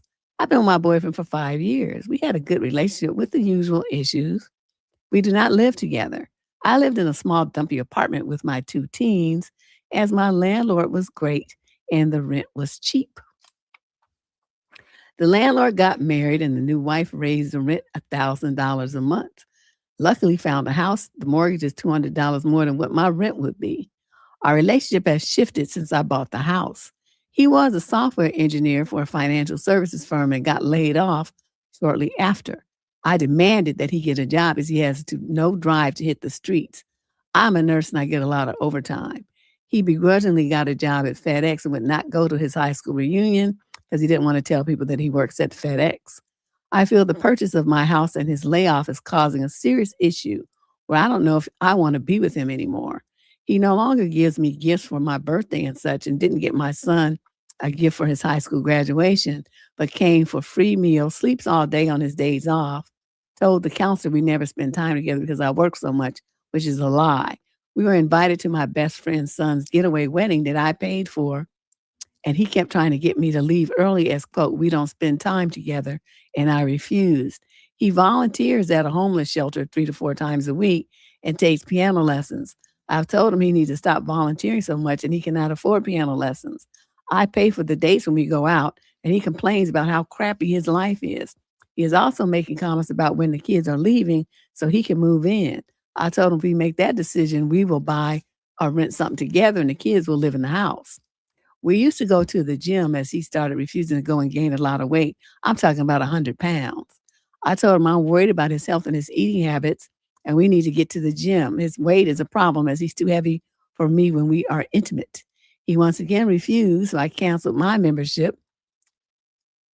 And he is now telling everyone that I'm called him fat. Okay, so she goes on and something else. Oh, a few weeks ago, he started hinting that he had no money for his child support. And I got angry and he changed the subject. And I just found out he is behind on his rent. I told the therapist that he didn't seem to care. Can you please help me? What you want me to do? You with a dusty bum. He don't want to work. He want to sit around and be 100 pounds heavier. And he don't want to try to get a job in his field. And he doesn't want to exercise, and he wants to complain that you don't support him like it's your job, like you're his mommy. He's a grown man with kids. I mean, what is it that you are supposed to do for him? And he's like, I don't have a house that I can relax in, but she says he could if he got a second job. But no matter whether he had a second job, third job, 15th job, it's not your business. It's not your responsibility to worry about his jobs or his rent or him being homeless or any of that. He's a grown man. If he didn't want to be homeless, maybe he want to go down and live at that homeless shelter where he volunteers. He must like it there because he spends so much time there. So maybe that's what he's angling for, You just never know how people, maneuver their life to make their secret, unspoken desires a reality. So it could be something like that too. But the bottom line is you have a child. Is this an example for your son to see as of manhood? You think about that. That's how I would choose, a lot of people are like, would I want my child to be like this person? If the answer to that question is no, then there's no reason to associate or affiliate with that person. I don't want that person's energy around my kid.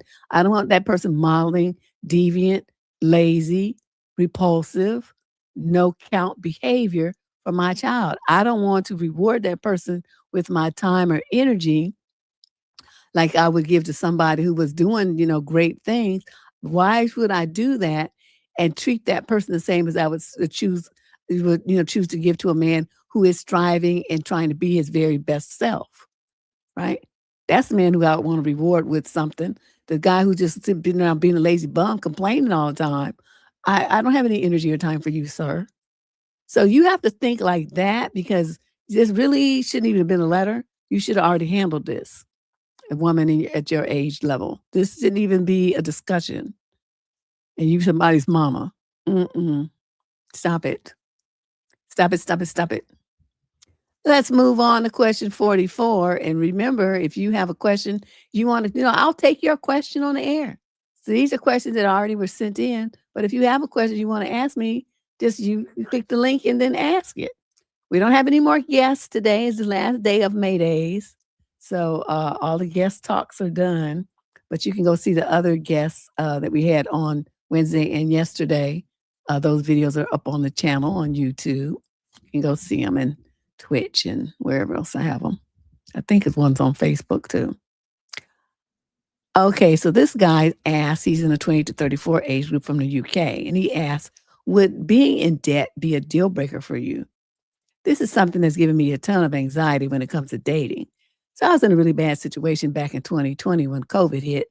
I had just graduated college and had difficulty finding a job at the time. So I took out a bunch of private student loans in order to improve my job and life prospects and get a graduate degree. Well, I got said master's, but now at 31, I have a lot of debt. And I do plan on handling it. And I know it's 100% my responsibility. But I'm afraid if I tell someone I get in a deep relationship, that it will scare them away. Am I overthinking? Well, yes, because A, it's not their business. Unless you're married or about to be married, where you're going to be joining, your finances as a married couple, then whatever debt you have is not their concern as long as you handling it. I don't understand singles people's, these people write in. I don't understand the motivation why you guys want to go and spill all your guts to people that you just dating. You just meet these people. It's not even that serious. And you want to tell them all your business and my debts and my credit and, my abusive situation and all these things about your health and talk about your kids and I mean, why? Why would you tell somebody that you barely know all of that stuff, not only about your business, your personal business, but other people's personal business as well? I mean, women be talking about their parents and their sisters' marriages. And I mean, just stuff that really just totally oversharing. And I don't understand the motivation for that. You are dealing with people that are relative strangers, and people will play games with your mind for 6 months or a year. You don't know these people. Shut up. Don't be giving people your PIN number. You don't let them know how much money you make. You don't let them know what kind of investments you have. It's not their business. They don't need to know that you own 3 properties. Why would they need to know that? How is that, helping you get to know them better? All it's gonna do is have them peeping into your wallet and trying to figure out what they could get out of you because you got a big mouth. Be telling everybody all your business like that. They don't need to know how much you got back on your tax return. They don't need to know anything about what you might get when your parents go and for an inheritance. They don't need to know any of those things. Shut up. Oh my God. So, dude, you want to talk about your debt? That's your business. Long as you paying it, don't ask them for nothing. Okay? That's the only criteria. You start asking people for money, then of course they're gonna ask you, well, what do you need it for? But as long as you don't ask anybody, then whatever you paying is not their business. Okay? Unless, like I said, you talking about marriage and then y'all getting ready to join finances, but even that's questionable because a lot of people talk about marriage and they don't get married. Or they get married and they still keep their finances separate. So you can do that too. And then never tell them because it's not their business. Question number 45. This is the female 35 to 42 out of Nashville. Summary of issue. I'm exhausted by my husband's codependent friend group. I've been dealing with my husband's friend group for a while now, and I honestly just need to vent. I'm 36, he's 38. We've had this close group of guy friends he's known since high school. This group has expanded to a huge group that includes the wives, kids, and babies, sometimes even their own other family members. So that's between more than 20 people in the main group. It's basically like a whole really enmeshed social ecosystem. Dang. While they are extremely close and share every milestone with each other, they gather weekly. The wives are best friends and they share their joys of motherhood and their babies play with each other. My spouse and I are both dinks by choice. You guys know that's a double income, no kids couple. That's what a dink is. And I'm not really a huge social kind of person. I prefer smaller groups and one-on-one. As a group, enjoyed hanging out and celebrating all occasions together, including every single person's babies, birthdays, babies, weekly game nights, New Year's Eve and Christmas, and traveling overseas together every year, which I had frequently joined initially, but over the years I started getting exhausted by it. I feeling like I'm losing my independence and putting too much of my energy on this group. There are also certain expectations on conformity within the group. When people don't join events, they get gossiped about regarding not being supportive. Frequent encouragement for my husband and I to have a baby, gossiping about whoever didn't buy an acceptable gift for Christmas, gift exchange, etc. There are also jokes or subtle comments and passive aggressive remarks that's quite offensive. For example, the friend telling my husband to carry his baby and not always just carry the cats. Like, what the fuck? Not everybody freaking loves babies. That's our own choice. My cats are my babies, you biatch. She put biatch. Oh my God. Okay, so then she says sometimes they do nice things, but blah, blah, blah. She goes on and on. She says, I've already started stepping back, short appearances, leaving early, skipping some events. which I'm pretty sure is, quote, unacceptable behavior from the group that can be a topic of gossip. My husband is mostly neutral and avoids conflict, which has left me feeling like I was navigating this alone. We've had a few huge fights about it, mostly about me feeling alone in the group and not enjoying, but feeling obligated to participate and not feeling supported by him. We've talked about this many times, and lately I've been really feeling like he understands where I'm coming from. So she's finally feeling like it. It's good. God, you wrote enough about it. At this point, I just find the whole thing exhausting, and I don't want to keep forcing myself into social wish situations that feel politically charged. How do you suggest we navigate this long term without affecting our marriage? I feel like I'm losing my mind about this recently. By the way, they also follow and watch my socials and stories closely, which made me feel kind of uncomfortable, especially when I want to post random things. Like I want to watch and share reels about cat, dark humor, and memes. But then I've not been responding to their messages in the group chat and also knowing how judgy and gossipy they are.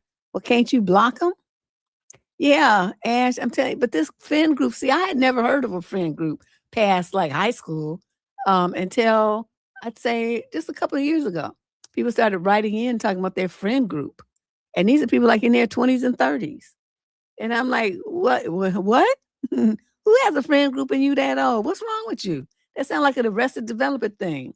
And it's like, they just like the same people with the same opinions, the same lifestyles, the same values, and you never grow, you never expand, and you always with the same people that have this groupthink mentality.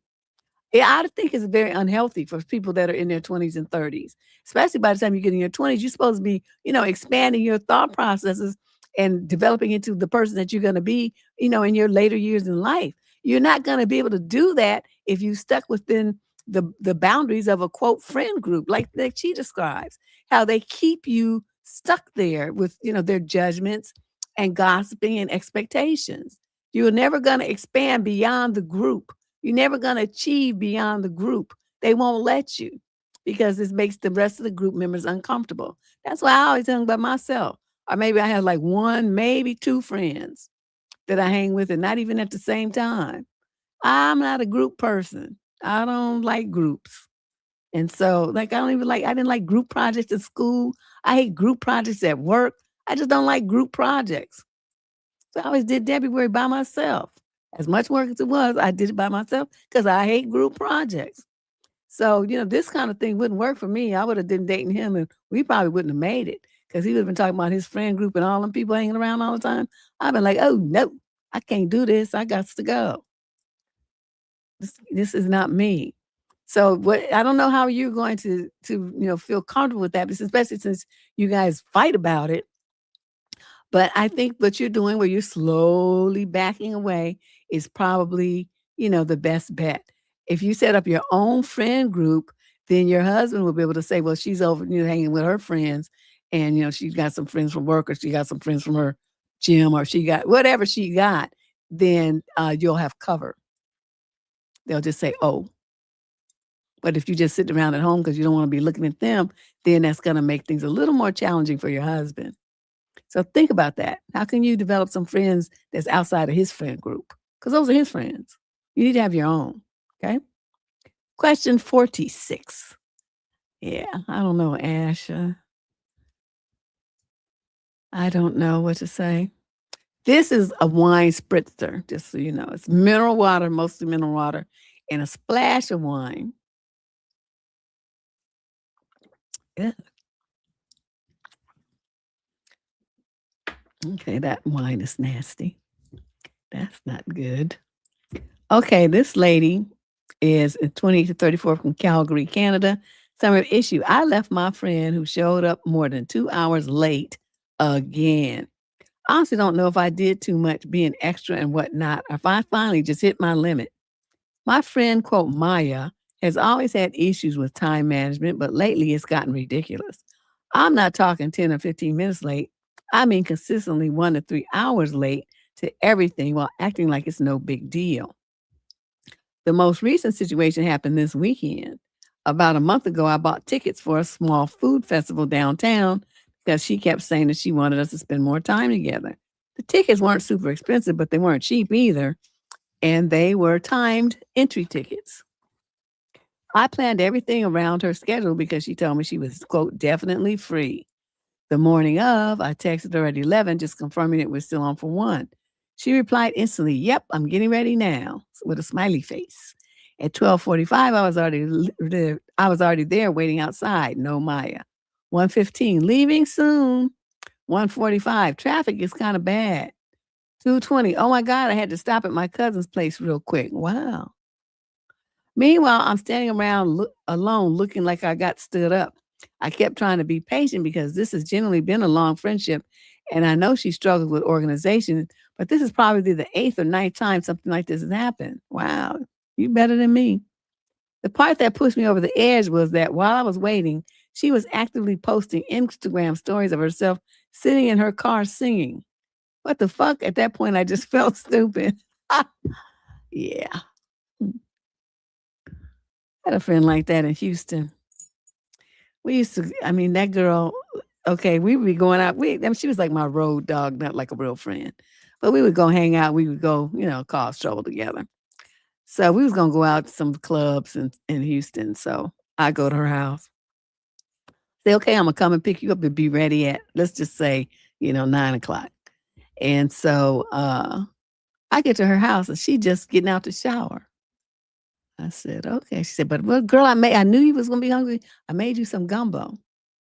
Okay, well, that particular night she got away with it because I was distracted by the food, and her mom. It was some food that her mom had brought by, and her mom could cook. So I was knee deep in that pot. So that time that was okay. That worked out all right. By the time I finished eating, she was ready. So then, but another time we was going to go to the mall, and she was supposed to be ready. I said, "Well, let me just, I'll just meet you there." "No, no, I'm gonna get ready." I said, "No, I'm gonna just meet you there."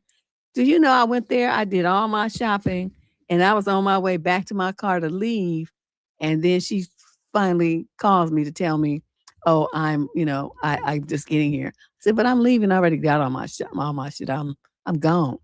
And so after that, when we were supposed to go somewhere, I would have her meet me there.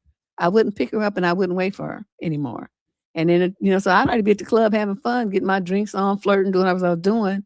And it's when by the time she got there, then she got there. If she didn't come, she didn't come. I didn't worry about it anymore. Yeah, it took me a while to get to that point. I was still young then. But the me that I am now, I give people like a 15-minute. I'm like a restaurant. You got a 15-minute window, then I'm gone. Your reservation is canceled, and I'm gonna do my own thing.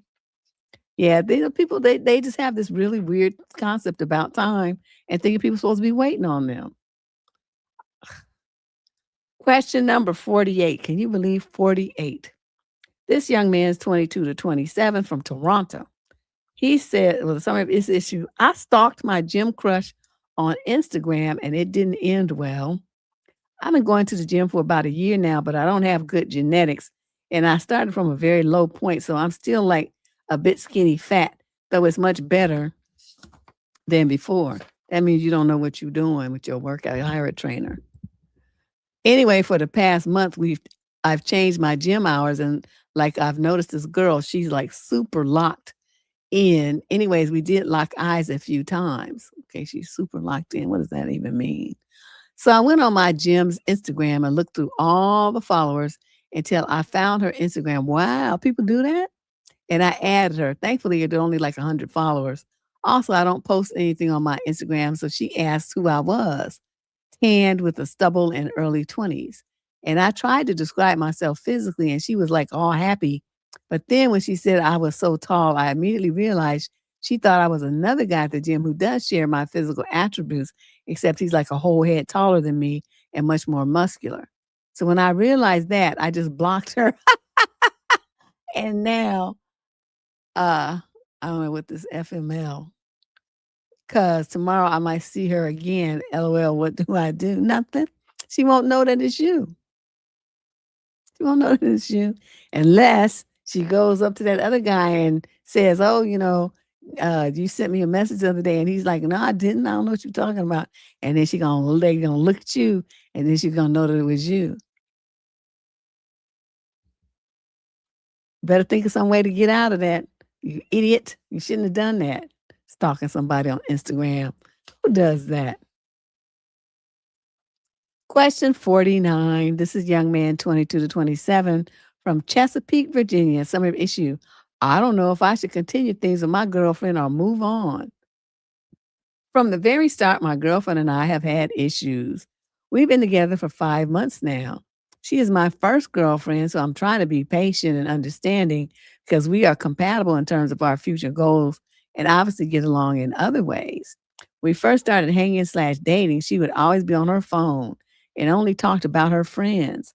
I told her I want to be more present, and she told me that she feels like I'm going to break up with her and that the honeymoon phase is over.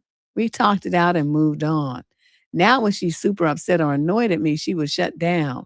The first time this happened, she explicitly told me that she would not talk to me because I'm a brat and mean. And she said this because I told her I wasn't going to apologize for feeling annoyed when she said to me, "But do you want me to go?" Okay, so he was going to a hotel to get a snack and she was cramping and some I don't know, so a whole bunch of drama. I also feel like I can't rely on her. For example, all her family flew down for a birthday party and it was my first time meeting them. And some of their first times hearing that she is into girls. Oh. They are slightly homophobic. She ended up working the party for the first half of the day while I was left with her family, most of which were complete strangers. I'm a shy person and warned her beforehand that I tend to be quiet in big groups. She told me I was acting standoffish and I should have mixed and mingled more. I feel like she should have been there to support me considering that it's her family and her coming out story. She also tended to be very sassy and wrong.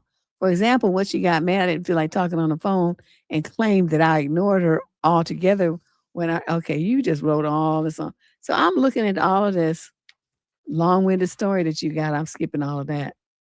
When I talked to her about these issues, she says she'll work on it, but she never elaborates how. She's able to explain why she acts the way she does, but I haven't seen her take any action to resolve her issues. She also mentioned how stressful it is being with me sometimes because she always has to work on herself. I feel like that's part of the reason why she tries to get me to also apologize and say I'll work on something too when we had these discussions. Okay, all this bullshit that you was talking, I just too much. I'm trying to figure out where you now in one thing, nothing that I read here, did you talk about what's good about this relationship, yet you still in it. All it is a bunch of where she's wrong, and it doesn't sound like just like one-off situations. It's like her mindset. It's her value system that's in conflict with yours, her belief system and her personality, how she, conducts herself. You two are just not compatible. And so there's no reason for you to continue in this relationship. Not that I can see. I don't know what you're doing. I don't know what you're doing, what you're doing. Oh, let me put my uh, thing up here so in case somebody wants to submit an advice question for a later show. There it is. You just scan that QR code and it'll take you to the advice submission form and you just fill it out.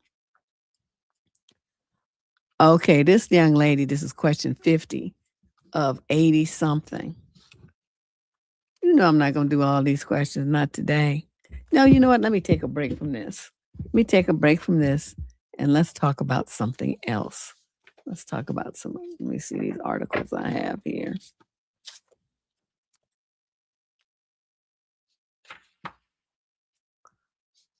This is an article that talks about red flags that you shouldn't ignore on a first date. I think, a lot of times if people paid attention to the red flags they see on the first date and stop trying to poo-poo them, they wouldn't be stuck in so many dreadful relationships. That's my own personal opinion. Too many women, see the red flags and then they ignore them because they say, oh, but he's so nice or, but he's hot or but. So there's always a but, but. And some reason why you want to justify, why you want to continue dealing with him even though he's a clown. So let's see what this author has to say. This author has written 17 huge red flags that you should never ignore on a first date. Let's break down the major warning signs that should have you considering a second date. Pay attention because these aren't just pet peeves. These are genuine indicators of problematic behavior. Number 1, rudeness or disrespect. This is a hard truth. If someone's rude to you on a first date, they're showing you who they are. This isn't nervousness or having an off day. This is their personality. Snapping at you, making dismissive comments, being late without an apology, interrupting you constantly, or speaking to you condescendingly. Basic courtesy isn't difficult. Okay, yeah, you're supposed to be trying to make a good impression, not not putting you off. Like he says, I had a client who told me her first date rolled his eyes every time she spoke. She laughed it off as him being, quote, quirky. 6 months later, she was dealing with constant belittling and verbal abuse. But the red flag was there from day one. Exactly.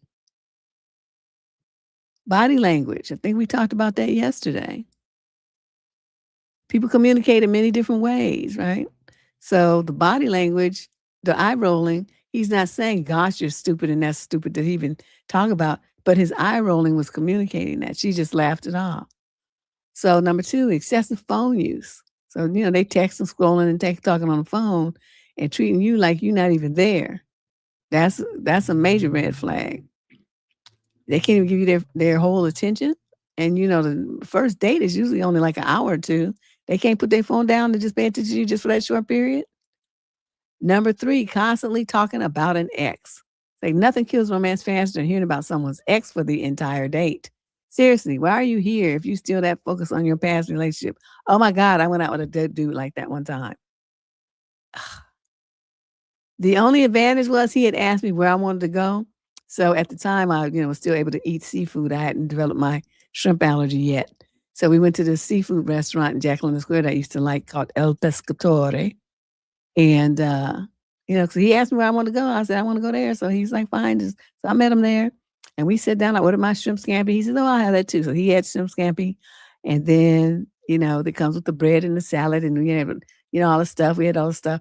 So soon as we sat down and started talking, I'm trying to get to know dude, right? Because it was a setup kind of date by somebody else, some third party. And he started talking about his ex. This man talked about that woman the entire time. It talked about her so much that I didn't even say anything. I just listened. And that's when I was working as a trainer, so I used to eat a lot. And so then I ate my shrimp scampi. You know how they put it on the plates with space, and it wasn't like it was a mountain of food. They put the space, the little shrimp arranged all cute. And so it's like space on the plate and stuff. So I ate all mine and ate my little pasta and stuff and my little salad. And then he's sitting there because he was talking, he wasn't eating. So then I pointed at his plate. I said, are you going to eat that? He said, no. So I swapped his empty plate with my plate and I ate his too. So I was so full, I thought I was going to burst. But I had 2 plates of shrimp scampi and 2 servings of pasta. So I went home like completely full. And so at the end of the food, I just told him, you talk about her a lot. Sounds like you still love her. Maybe you should try to get back together. So then he paid for everything and then we left and that was that. Never saw her from him again. Hopefully he caught up with homegirl and got back together. But I had a good old dinner out of playing for my therapy session with that clown.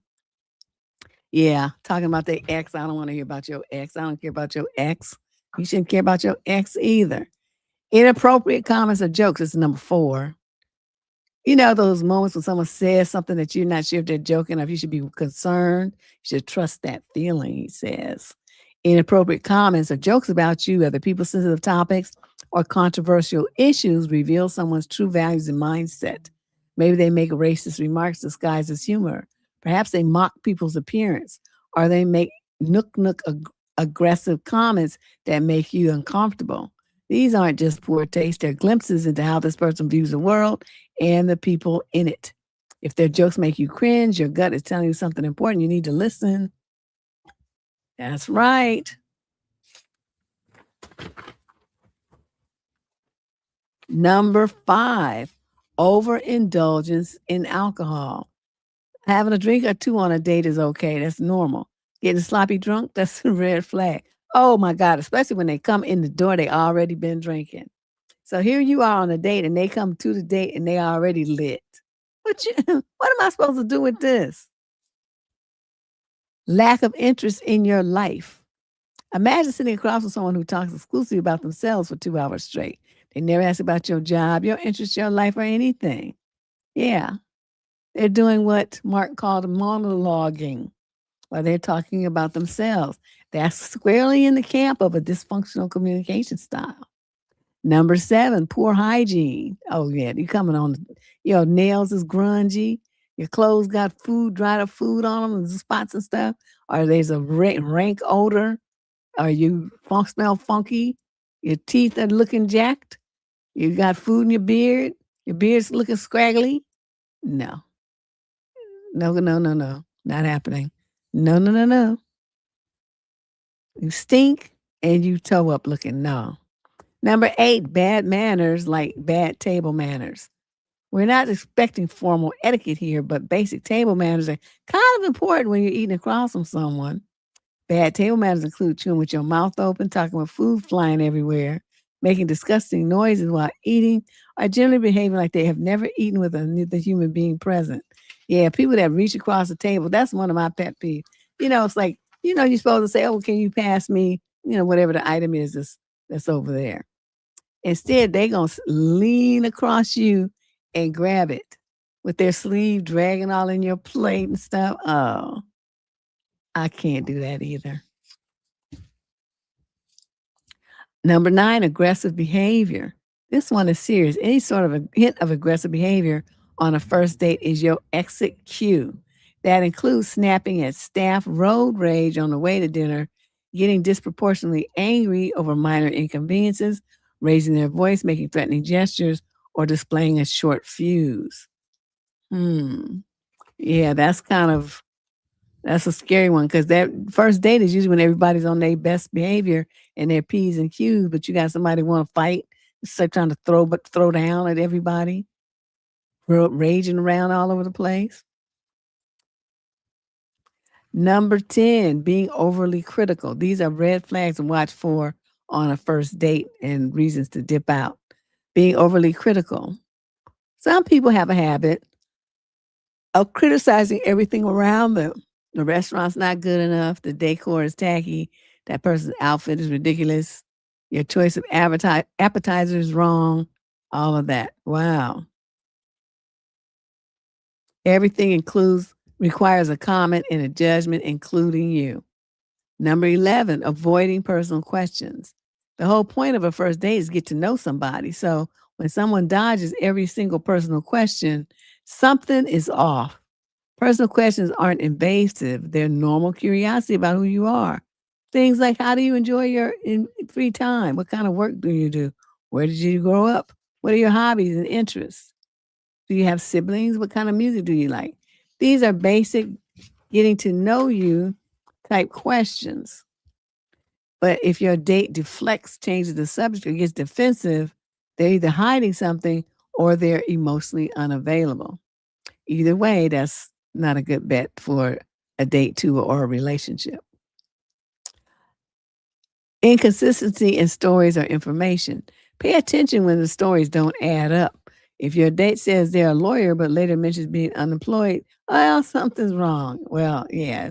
I mean, that's pretty serious and easy to figure out. Inconsistent stories signal dishonesty, fabrication, or an inability to keep their lies straight. Maybe they contradict themselves about where they even live.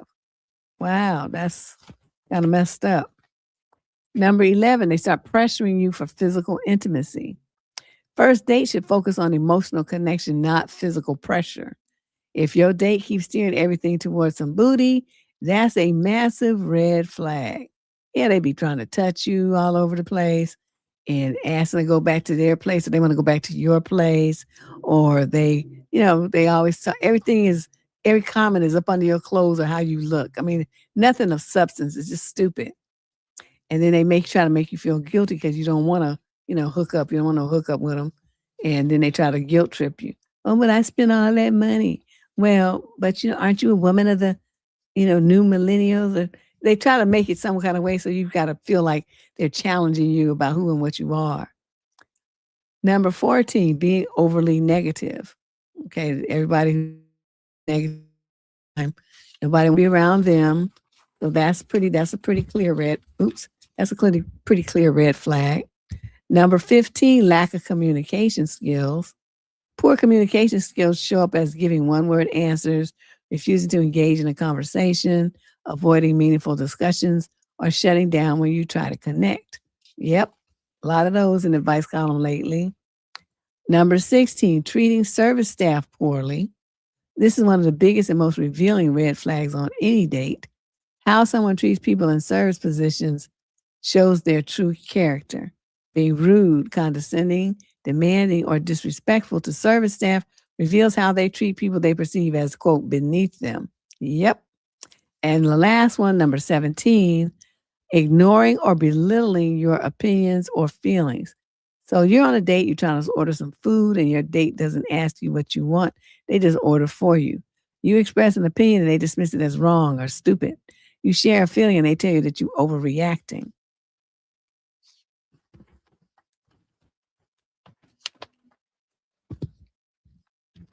Ignoring or belittling your opinions and feelings demonstrates fundamental disrespect and suggests future problems with validation and emotional connection. I know I told you guys that story about, hey, Yasmin, the story about one time I was dining at, what's the name of that restaurant? Kincaid's. And sitting by the water, and then there's a table, the tables, row of tables on the interior. And these couple, you could tell they was on a date because they didn't really, their conversation was stiff and they were just looking too formal. They didn't really know each other. So the guy suggested that the girl ordered a fish. And she said, no, thank you. I don't like fish. Now I'm sitting, it's just a walkway between us. It's like, not like I have to spy to hear the conversation. I mean, they was right there. And she's like, no, I don't really like fish. I'm not going to order fish. Thinking about maybe a steak, she says. And he's like, what? You could get steak anywhere. You should try the steak fish here, blah, blah, blah, blah. Okay, now, didn't you just hear her say that she don't like fish? So she, she's looking at the menu, right? She's looking at the menu. And then she put the menu down and she said, I told you I don't like fish. And then she go back to looking at the menu, right? Do you think that fool shut up and just let it go? No.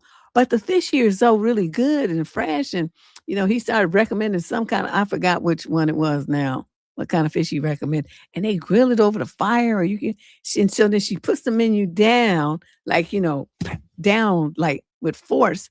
And she said, I told you I don't want any fish. And, she said it like loud, I mean, not shouting loud, but louder than, with the voice that she had been using. And then he gonna look off, well, you didn't have to get like that.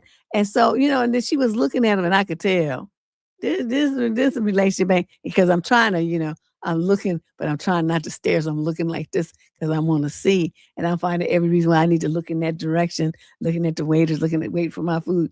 I'm looking so I can see her, their facial expressions. And she was not happy.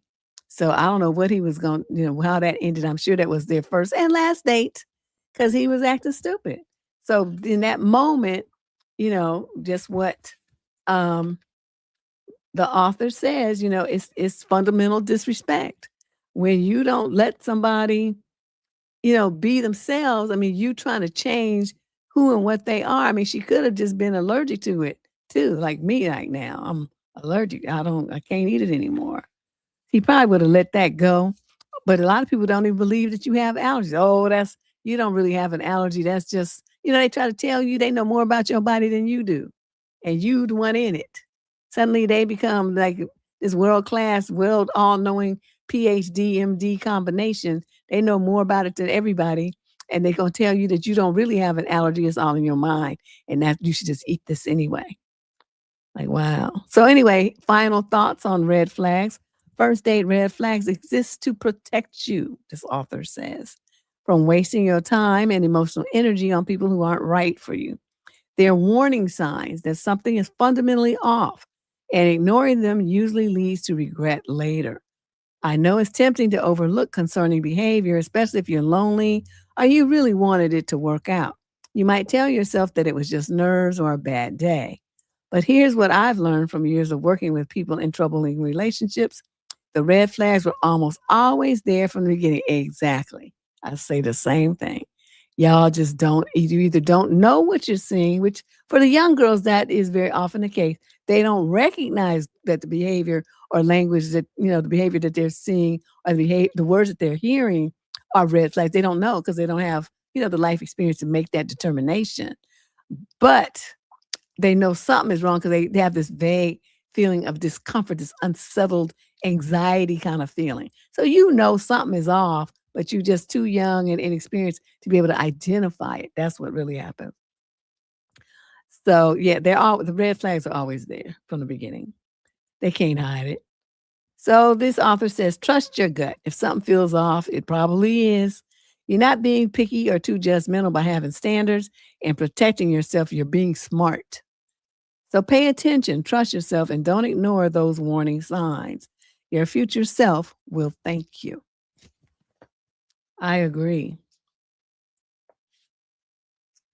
Oh, now this is interesting. Where did I print this out from? I wish I would have printed the headers and footers so I know where I got this stuff from. This is a piece about what do people consider as cheating. What do you guys think? What do you consider as cheating? You put your comments in the chat. Everybody being so quiet today. Put your comments in the chat. I know this is way earlier than what I usually am when I'm online. I don't even start the show till 40 minutes from now.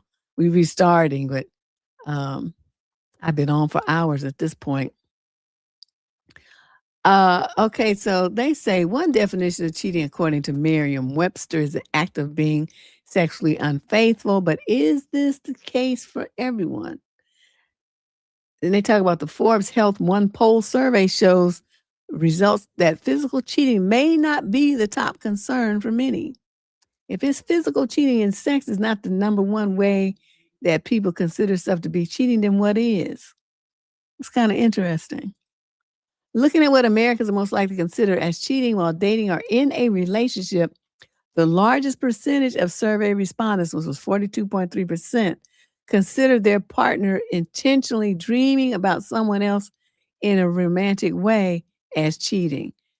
42.3%. So you can't even think about nobody else.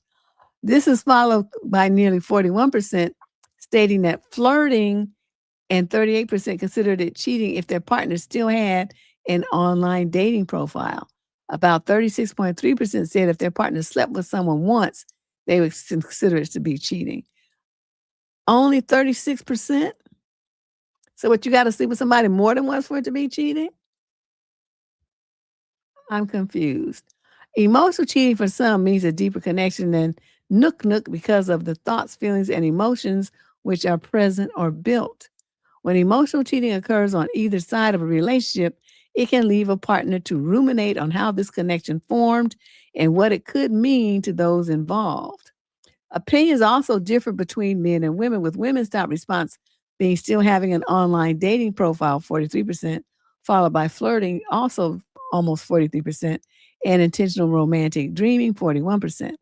The top response for men was intentionally dreaming about someone else, 44%, with flirting, 38%, and a partner liking someone else's or of the same sexual orientation selfie on social media falling close behind at 34%. See, remember what I was saying the other day about the relationship issues now are different from when I first started doing advice? This is what I was talking about. We didn't have selfies and online dating. This wasn't even an issue. The most of somebody could do, they could put an ad in the back of those personals ads in the newspapers and magazines and stuff. That was the most exciting thing that they could do. And nobody's picture was shown, and you didn't get no real phone number and stuff. They usually had you could write and they would forward the letter to the person, or they had like some kind of VoIP line or some kind of electronic line or something that you could call and leave a message for the person, and they would forward it to the person's real phone number. But they wouldn't give out any real names, any real phone numbers, and no real addresses. So actually, it's kind of a bit safer than online dating, to tell you the truth. But wow. So these kind of cheats, see, those weren't even the issues then. I'm just kind of surprised. You can't even like nobody's picture now. They consider that to be cheating. I don't know what to say. It's like, you got eyes. People going to lose them to look at stuff. They're going to like what they see. What is the problem here? So what does each state consider as cheating? So then they have this chart. Oh yeah, that's right. I did download that chart. I wonder what I did with it. The states are most likely to consider intentional romantic daydreaming as cheating, which is 66% of people in California, 66% of people in Rhode Island. So this is like dreaming about somebody else in a romantic way. They consider that cheating. Who knows what the hell you are thinking about in your head? How is that cheating?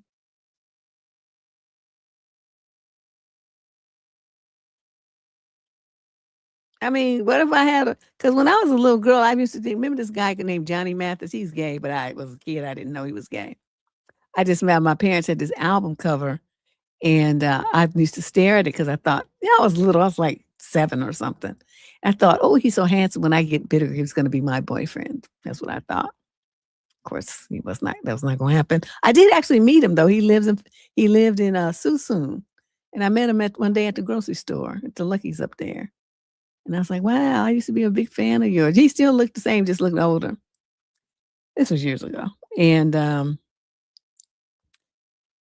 yeah. So, I mean, if I was in a relationship and I looked at that album cover and I thought about how handsome he was, then that would be cheating. Wow. The states most likely to consider accidental romantic daydreaming as cheating is Arizona residents, was a 66%. And 55% of those in New York and 48% of those in Washington state. The states most likely to consider one case of sexual intimacy outside the relationship as cheating. 61% of people in New Hampshire, 61% of people in Tennessee, and 59% of those in Nebraska. Somebody sleeping with one person just one time was considered cheating. So, I mean, how many times do you have to do it in the other states for them to be considered cheating? I would have wanted to know that. Kissing someone else is cheating. That's a top cheating offense in New Hampshire, 57%, 55% in Nebraska, and 54% in Montana. I would think that would be more of an actual cheat than thinking about somebody, fantasizing about somebody, because you actually, it's actual flesh on flesh. I've given up on how people think. I just can't figure it out most of the time. I don't understand how people think. So let's just leave that alone. Anybody want to call in? You got a question or a comment or something you saw online you want to talk about? It's the open floor. We're gonna be here till 7. It's only 5:30. So I got an hour and a half of time to fill. I have like a zillion advice questions. So I mean I can fill the time with that. But I would like it to be more, interactive. I would like to hear what you guys want to talk about. What issues are important to you? What's going on in the dating world? You got an advice question? I'm here. I'll answer it. You want to talk about something, about womanhood? You want to talk about, well, we don't talk really, we'll leave politics out of it because there's different issues going around, in different states and municipalities. So we'll just leave that alone. That's too much. And my brain is foggy and tired. So I don't think I can work in that capacity. But yeah, any kind of advice, relationship advice question, I should be able to handle that. You let me know what you want to say. And I'll be here.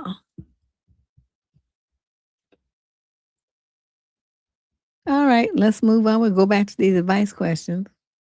Question number 50. This young lady is 28 to 34. She's from Green Bay, Wisconsin. Time of issue, oh boy. She says, oh boy. I met a guy last week. We were both grabbing lunch at a bar. We hit it off. We went out yesterday and we had a great time. He's going camping for the weekend, and I said, I'm looking forward to seeing you when you get back. I thought he was already gone. He asked to stop by my house for a quickie.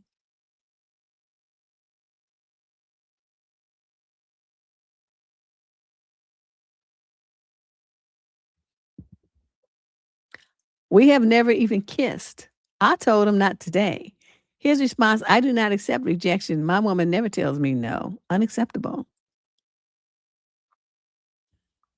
I'm nearly in shock. We have a ton of mutual friends, and he had just expressed his excitement in seeing me again. He blocked me. He is 43. What do you think of that? What do I think of that?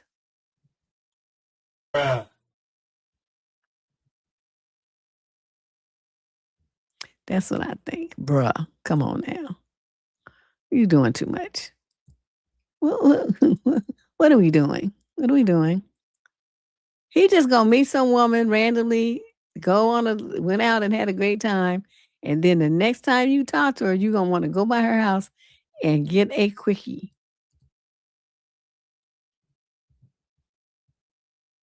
Okay. Somebody has a question. Yay! I get a fresh question versus one that's uh pre-written. Let's see what she's talking about. Says, I have a question about potentially becoming friends with people that you work with. It's kind of weird because I feel like I have to be guarded, but I do see myself being friends with the people. Huh. Well, can you elaborate? Like, okay, what does being friends mean? You're gonna like have them around your house and your family. You're gonna be hanging around theirs, or is it gonna be those? Oh, this is my office friend, and we're gonna go to lunch together and shop at lunchtime, and everything takes place during work hours. There's two levels to this friend thing, so that I need to be a little bit more specific because it's friends that are, that you keep at the office. You go walking with them, you have lunch with them, you go on breaks with them. Some people who smoke, they go on smoke breaks with them. They might text each other, but they don't really hang out together, outside of work hours. They might talk on the phone a little bit or, like I said, text, but that's pretty much the extent of it. Or are you talking about, a real offline, outside the office, we hanging out, going to each other's house, meeting each other's family and husbands and boyfriends and kids kind of friendship. So let me know what you think. Um, it becomes an issue. You have to be a little bit guarded because it's just kind of risky. As you get older, you get a little bit better at assessing people's, mental, emotional state and how they conduct themselves, how they live their lives. Because I'm always concerned when I meet people in work environments or even like social clubs and stuff like that. Any kind of performance, formal environment, and they have a tendency to run their mouths. They like to tell a lot of stuff about themselves. I don't fuck with them. 'Cause, you start telling them stuff about yourself, that's cannon fodder for them. It's gonna go in their ears and come out their mouth into other people's ears because they talk too much. Okay, so let's see here. She respond to my question. I'd like to hang outside of work hours. I have a couple of times before, and it was cool. I just don't wanna mix it with work. Like, how do I establish boundaries that would be mutual? Um, well, I mean, that's pretty easy. It's just like if they don't, you want to kind of space out the context out. You have to be cognizant of that. Cause like you can't be going like hanging at each other's desks during the day when you're supposed to be working, stuff like that. There have to be boundaries around it. But anything that's supposed to be your time, like breaks, lunch, or before and after work, you can certainly do that.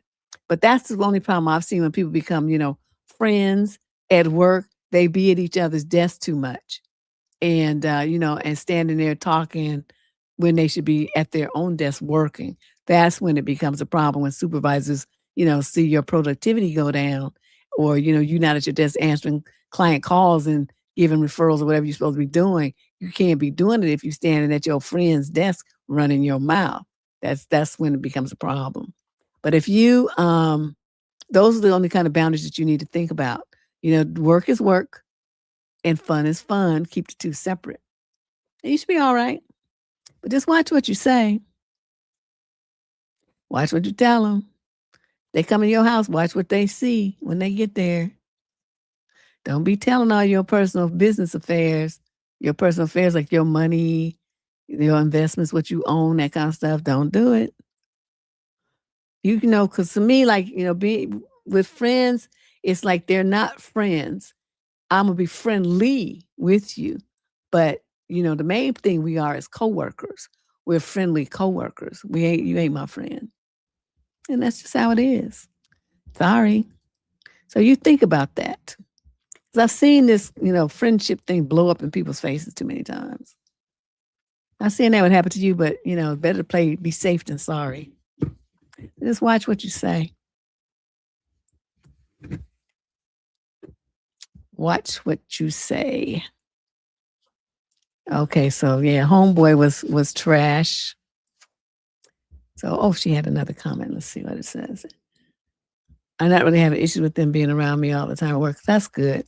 So I guess I'm doing good. I just trying to make a couple of more friends. Yeah, that's fine. Yeah, just don't know. I'm just giving you some things that, kind of you asked about boundaries, and that was, I think, the main ones is people talk too much and they overshare. They forget that this is somebody that you don't know that well. I mean, the way that you got to know them was at work. Their work ethics and stuff like that, but you don't really know how that person conducts themselves. You don't know all their values and morals and stuff like you would of somebody you grew up with or something like that that's been a longtime friend. Not to say that this person can't become a longtime friend. Just go into it being a little cautious. And then, as they prove themselves to be trustworthy and to be able to, keep their mouths closed, then you can tell them more and more stuff and feel confident that it won't blow up in your face. So, you do that in stages. You don't just say, oh, well, we're going to be friends, and you diarrhea of the mouth and just tell them everything. Don't do that. And make sure they understand, I'm not going to hang at your desk at work, and you're not going to hang around. We're not going to talk about a bunch of personal stuff where nosy folks could hear it either. That's the other thing to watch out for. But other than that, have fun. Sometimes, you meet some really nice people on jobs.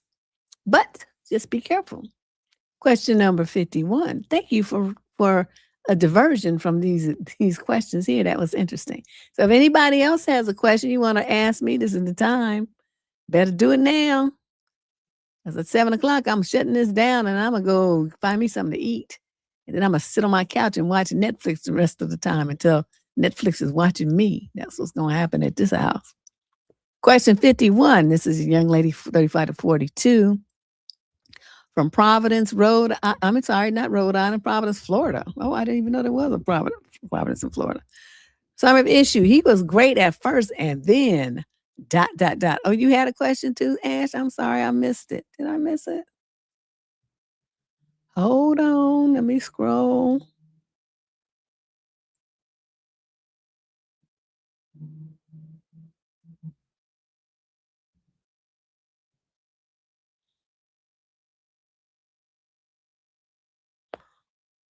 I don't see any question from you, Ash. That's the last question I see is you talking the question you had for Mark. The last one was a CAD class clown one, and then you thanked Mark. And you said you thought friend groups were for kids, but that's not really a question. Yeah, I don't see any question from you. Can you type it again? I'll get to it after I do this question, okay?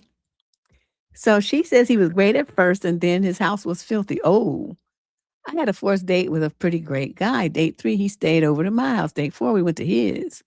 He claimed to have spent hours cleaning. Now, I have some pretty high standards. I bring Lysol wipes to hotel rooms, for example. But his place was just bad. He has a dog, but that's no excuse for this level of bad. His carpets were the original white in some places, but others were deep black with stains. The couch had a certain musk to it. Oh, damn. Okay, wait. I have to find my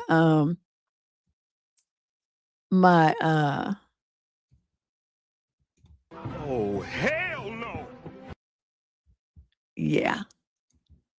There we go. No. Can't do that. Can't do it. I'm sorry, can't do it. None of his, and she said, and ants were crawling all over it on the couch. So if you would have sat there, and ants would have been crawling on you. None of his bathrooms had hand soap, and she had a bunch of question marks. It was so gross. Yeah, I always carry soap flakes in a little packet I have just for such emergencies. Next to no kitchen tools. Who doesn't have a wooden spoon at over 40 years of age? The bedroom wasn't so bad at a glance, but once we were in his bed, the dog dander and musk was too much. My sinuses a little bit closed up. I told him I needed to leave at 2:30 in the morning, and I drove the 45 minutes home. The smell had permeated my clothes, skin, and hair, so I had to shower and wash my hair when I got home. My sinuses cleared up by morning. The next day, he kept telling me all the things he was going to do to make it so I can stay the night next time. But my skin crawls at the idea. I got the major ick, and I'm not sure I can keep dating him. He's a really great guy other than that, other than his house, but that kind of feels indicative of red flags that haven't been uncovered yet. What do you think? Am I being too judgmental? Am I expecting too much from a single guy in his 40s? I'm leaning towards not seeing him again, girl. Run.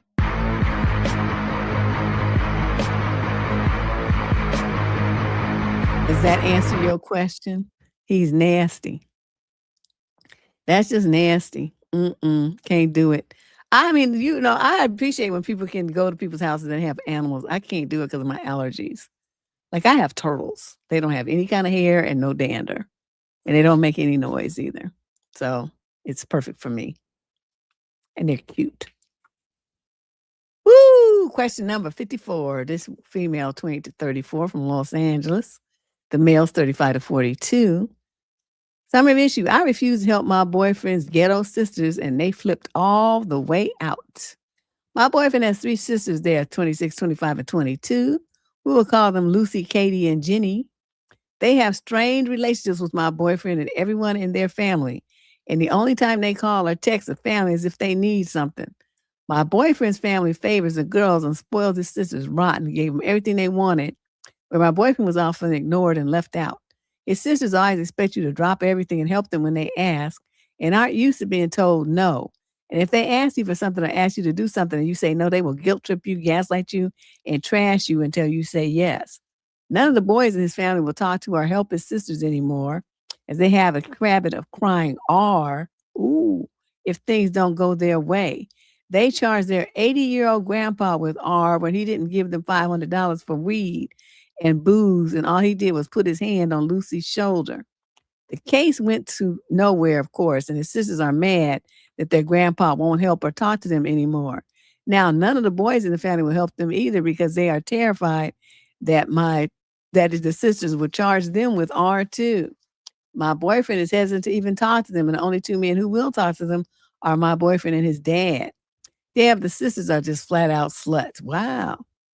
And will sleep with anything that walks on 2 legs.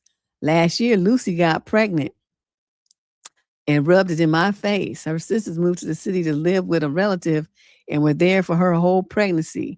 She almost lost the baby to social services that she gave birth high, and there was a relative that kicked him out 2 days later for trashing his name and trashing his house. Lucy, Jenny, and Katie expected to take all that baby stuff that their relative bought them and were in for a rude awakening when the relative wouldn't let them take any of it and told them they weren't entitled to it and made them pay for anything that they wanted. They tried charging him with R, but he got a better lawyer, and the case was dropped immediately, and he got a restraining order against them. Lucy was sleeping with 5 dudes when she got pregnant. She don't know who the baby daddy is. And every time she tries to make one of the men take responsibility, they won't. They say they won't unless they get a paternity test. But she flat out refused to get one. She isn't getting child support and spends all the money she gets from welfare on weed, booze, and cigarettes, and is constantly asking relatives for money to buy diapers and stuff for the baby. They are always asking my boyfriend for rent money and money to buy baby stuff, and he's refused every time. Okay, he don't want nothing to do with them or the baby. So then it goes on and on. They was harassing her at her job. She told him I wasn't giving them no money, and maybe still spend all their money on weed, cigarettes, and booze. They should start using the money for the baby. And I said, it's Lucy's baby, so it's Lucy's problem. She was broke when she got pregnant, and she currently has no job and spends all day laying up with men, smoking, and drinking. The sisters got pissed and started trashing my name online, saying that I was heartless and I refused to help a single mom. I've had people tell me just help them and they would do the same for me, but I know that's not true. They won't even help their brother. I don't lend people money. It's the last time I lent somebody some money, they refused to pay me back. His family has been blowing up my phone and my boyfriend's phone saying family helps family, and they can't believe my boyfriend is dating such a heartless woman, and they can't believe I won't help the sisters. They got so angry they came to my workplace again today and demanded I give them money for diapers and rent. And when I refused, they caused a huge scene. And my coworker had to call the cops because they refused to leave and were trying to get violent. And the cops had to escort them out. I'm thinking about getting a restraining order on them. I can't have them put my job in jeopardy. And when they were being escorted out, they said it wasn't over between us and then I'd get what's coming to me. Am I being a bitch for refusing to help my boyfriend sisters? No. But they sound kind of crazy. So you might want to I don't know. I don't think I couldn't deal with that boyfriend.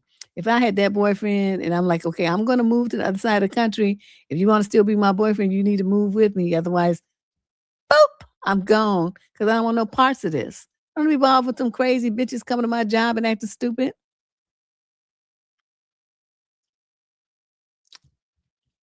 She's like, this is relation to the other question I read. She said that was gross. She had one invite her over, but he admitted his second bedroom smelled like cat pee. He hadn't cleaned the walls. Why wasn't he in bed? Because he's disgusting.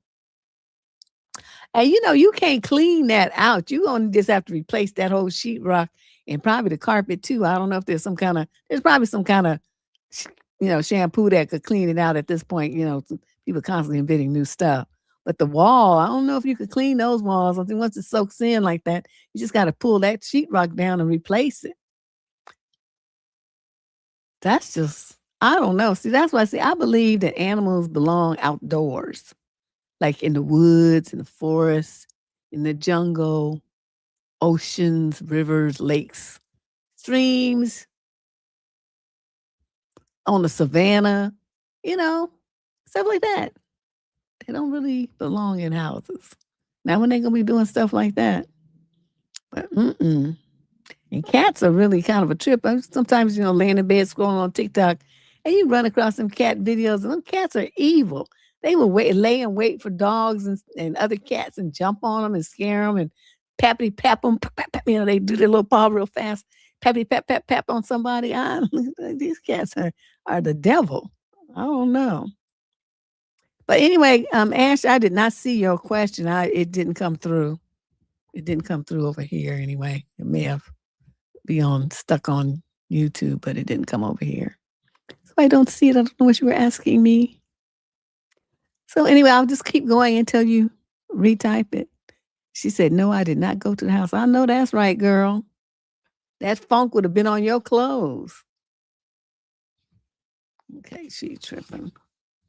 Question number 56. This is a male, 22 to 27 from Canada.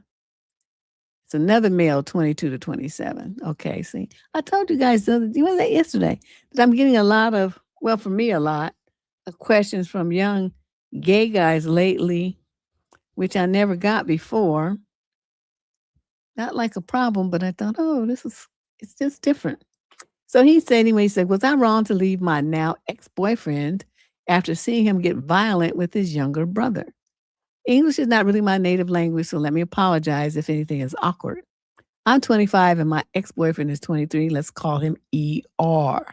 We first met on a dating app, went on a few dates, and after 2 months or so, we decided to be in an official relationship. About a week later, I planned a trip with my friends. And one of my friends suggested we bring a +1 for the trip to make things spicier. No one was against it, so we each brought our +1s, and mine was ER.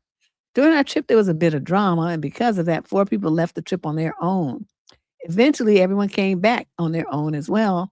I tried to come with my best friend, but he said something like, if you want to go with her, just go. I'm not going with her. So I couldn't really leave him, so two came back from the trip together. On the way, he has been bad-mouthing about my best friend, so it sounds like the best friend's a girl. And I didn't really mind him because it's not like everyone must like everyone. After the trip, he invited me to his house to introduce me to his family, and I agreed. Before going there, he reminded me that he has a bit of a toxic relationship with his family.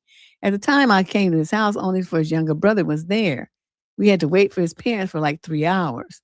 After a few minutes, he went to the bathroom, and while he was gone, his younger brother came up to me and said, Don't you have your own home? If you have one, just go there. I don't want you here.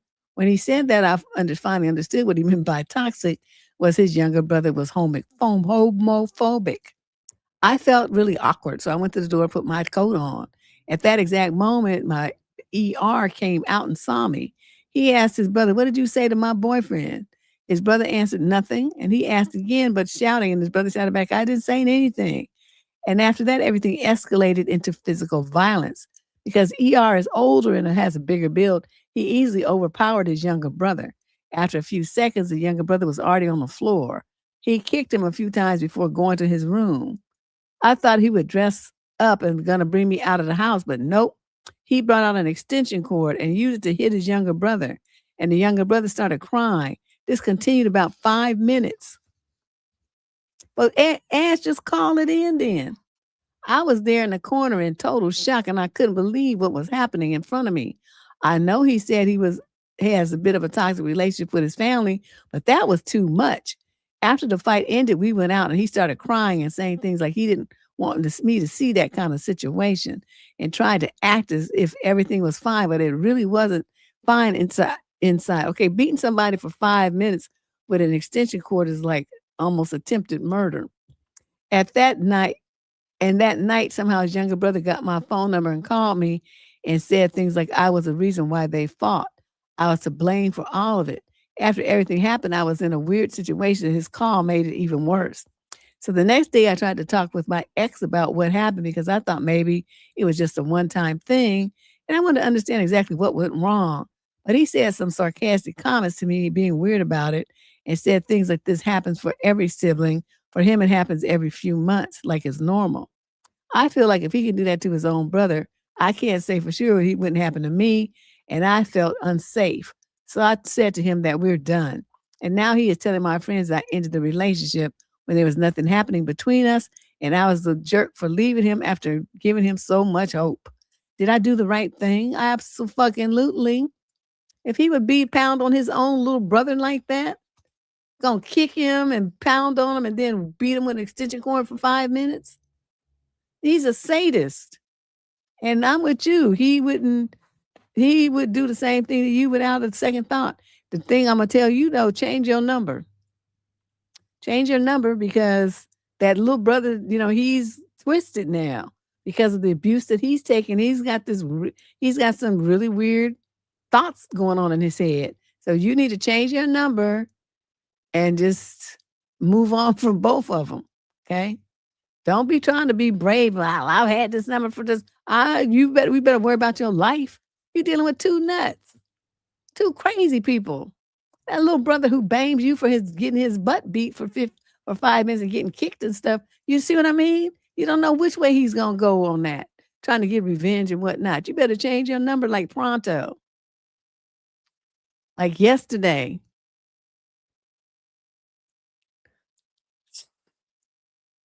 Anybody got a question? Anybody else got a question? This is the link. If you want to call in your question, otherwise you can just type it in the chat, I suppose. And I'll put it across the screen. It's always a good time. We can do that too. And I will sit and I will respond to it.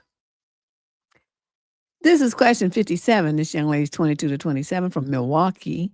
Am I mean for telling my friend that I don't want to travel with her because she's scared of the world? My friend is 24 and she's been talking about she want to go to the Grand Canyon.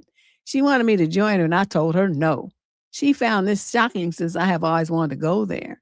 She asked why I don't want to go with her and I told her it was due to money at the moment, but she called bullshit on that and asked for the real reason. But Deb, the real reason is because she's terrified of the world in general. She's afraid to go on planes alone. She's scared of getting in an Uber by herself. Going out, she wants everyone's location, which I've told her no to on multiple occasions. She literally thinks people are out to get her. Wow. It has been an issue over and over because it feels like she is a child and not a grown-ass adult. I'm a woman and I get being cautious, but she goes overboard and her paranoia ruins the outings for me. She once asked us to leave a restaurant because she thought a guy was staring at her. He was annoyed at the loud table near us. I've asked her to go to therapy before, but she believes she doesn't need it. I told her why in a much less blunt way, and she was hurt. We got into an argument and asked if I would go with someone else, and I told her yes. She hasn't responded to my text ever since, and I want to know if I fucked up. Nope. She asked for the truth and you gave it to her. You tried to wrap it up in a in a protective lie and she called bullshit. So after that, what you say, she's supposed to recognize that you was on some bullshit and just accept that you didn't want to go on the trip with her. But she wanted to know the absolute truth, so she found out. Let's say you're gonna fuck around and find out. But yeah, I had a friend like that. Oh my God. I mean,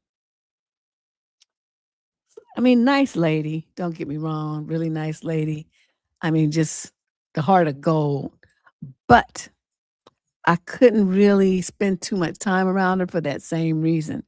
Like, I met her in Houston and when I was going to school and she was older. I mean, she was married and had a couple of kids and everything. She was older than me. But she was really nice and she was going to beauty school. So sometimes, I'm terrible with my hair. Y'all know I wear the same hairstyle for years because I don't want to do anything with my hair. It's too much trouble. Rollers and, going, either it's hot comb, relaxer, or there's too much. I don't want to do it. I don't want to be bothered. So I just don't do nothing to my hair and it's fine. So, but she used to do my hair for me and style it real pretty and everything. And, um, so, that was kind of our relationship. But one thing about her was like when I would say stuff, like I wanted to try a different kind of food or restaurant or go someplace, she was always scared. Like I even just talking about eating Sichuan food. And at the time, there was no Sichuan restaurants in Houston. I'm sure there is now. But at the time, there was not. And I was telling her about Sichuan food and how spicy it was and stuff. And then she was like, oh, I don't eat Chinese food. I said, why not? Oh, you don't know what's in that. It could be dog. I'm scared. I'm like, what? That didn't even make any sense to me. And then, she's never been on a plane because she was scared of that. She never been on a train because she was scared of that.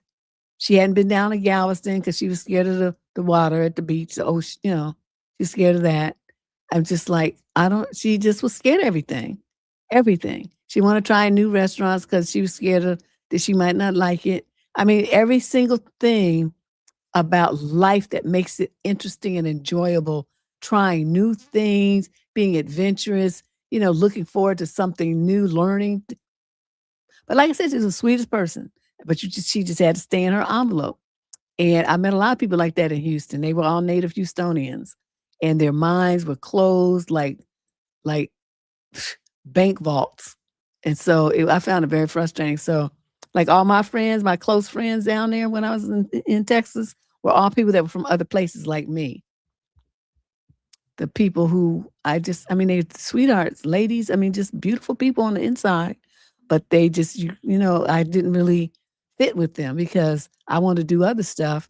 And I felt like my relationship with them would be stressful for them because I'd be off doing, all kind of crazy, what they consider to be crazy stuff. And I would feel frustrated and, resentful because they didn't want to do any of that.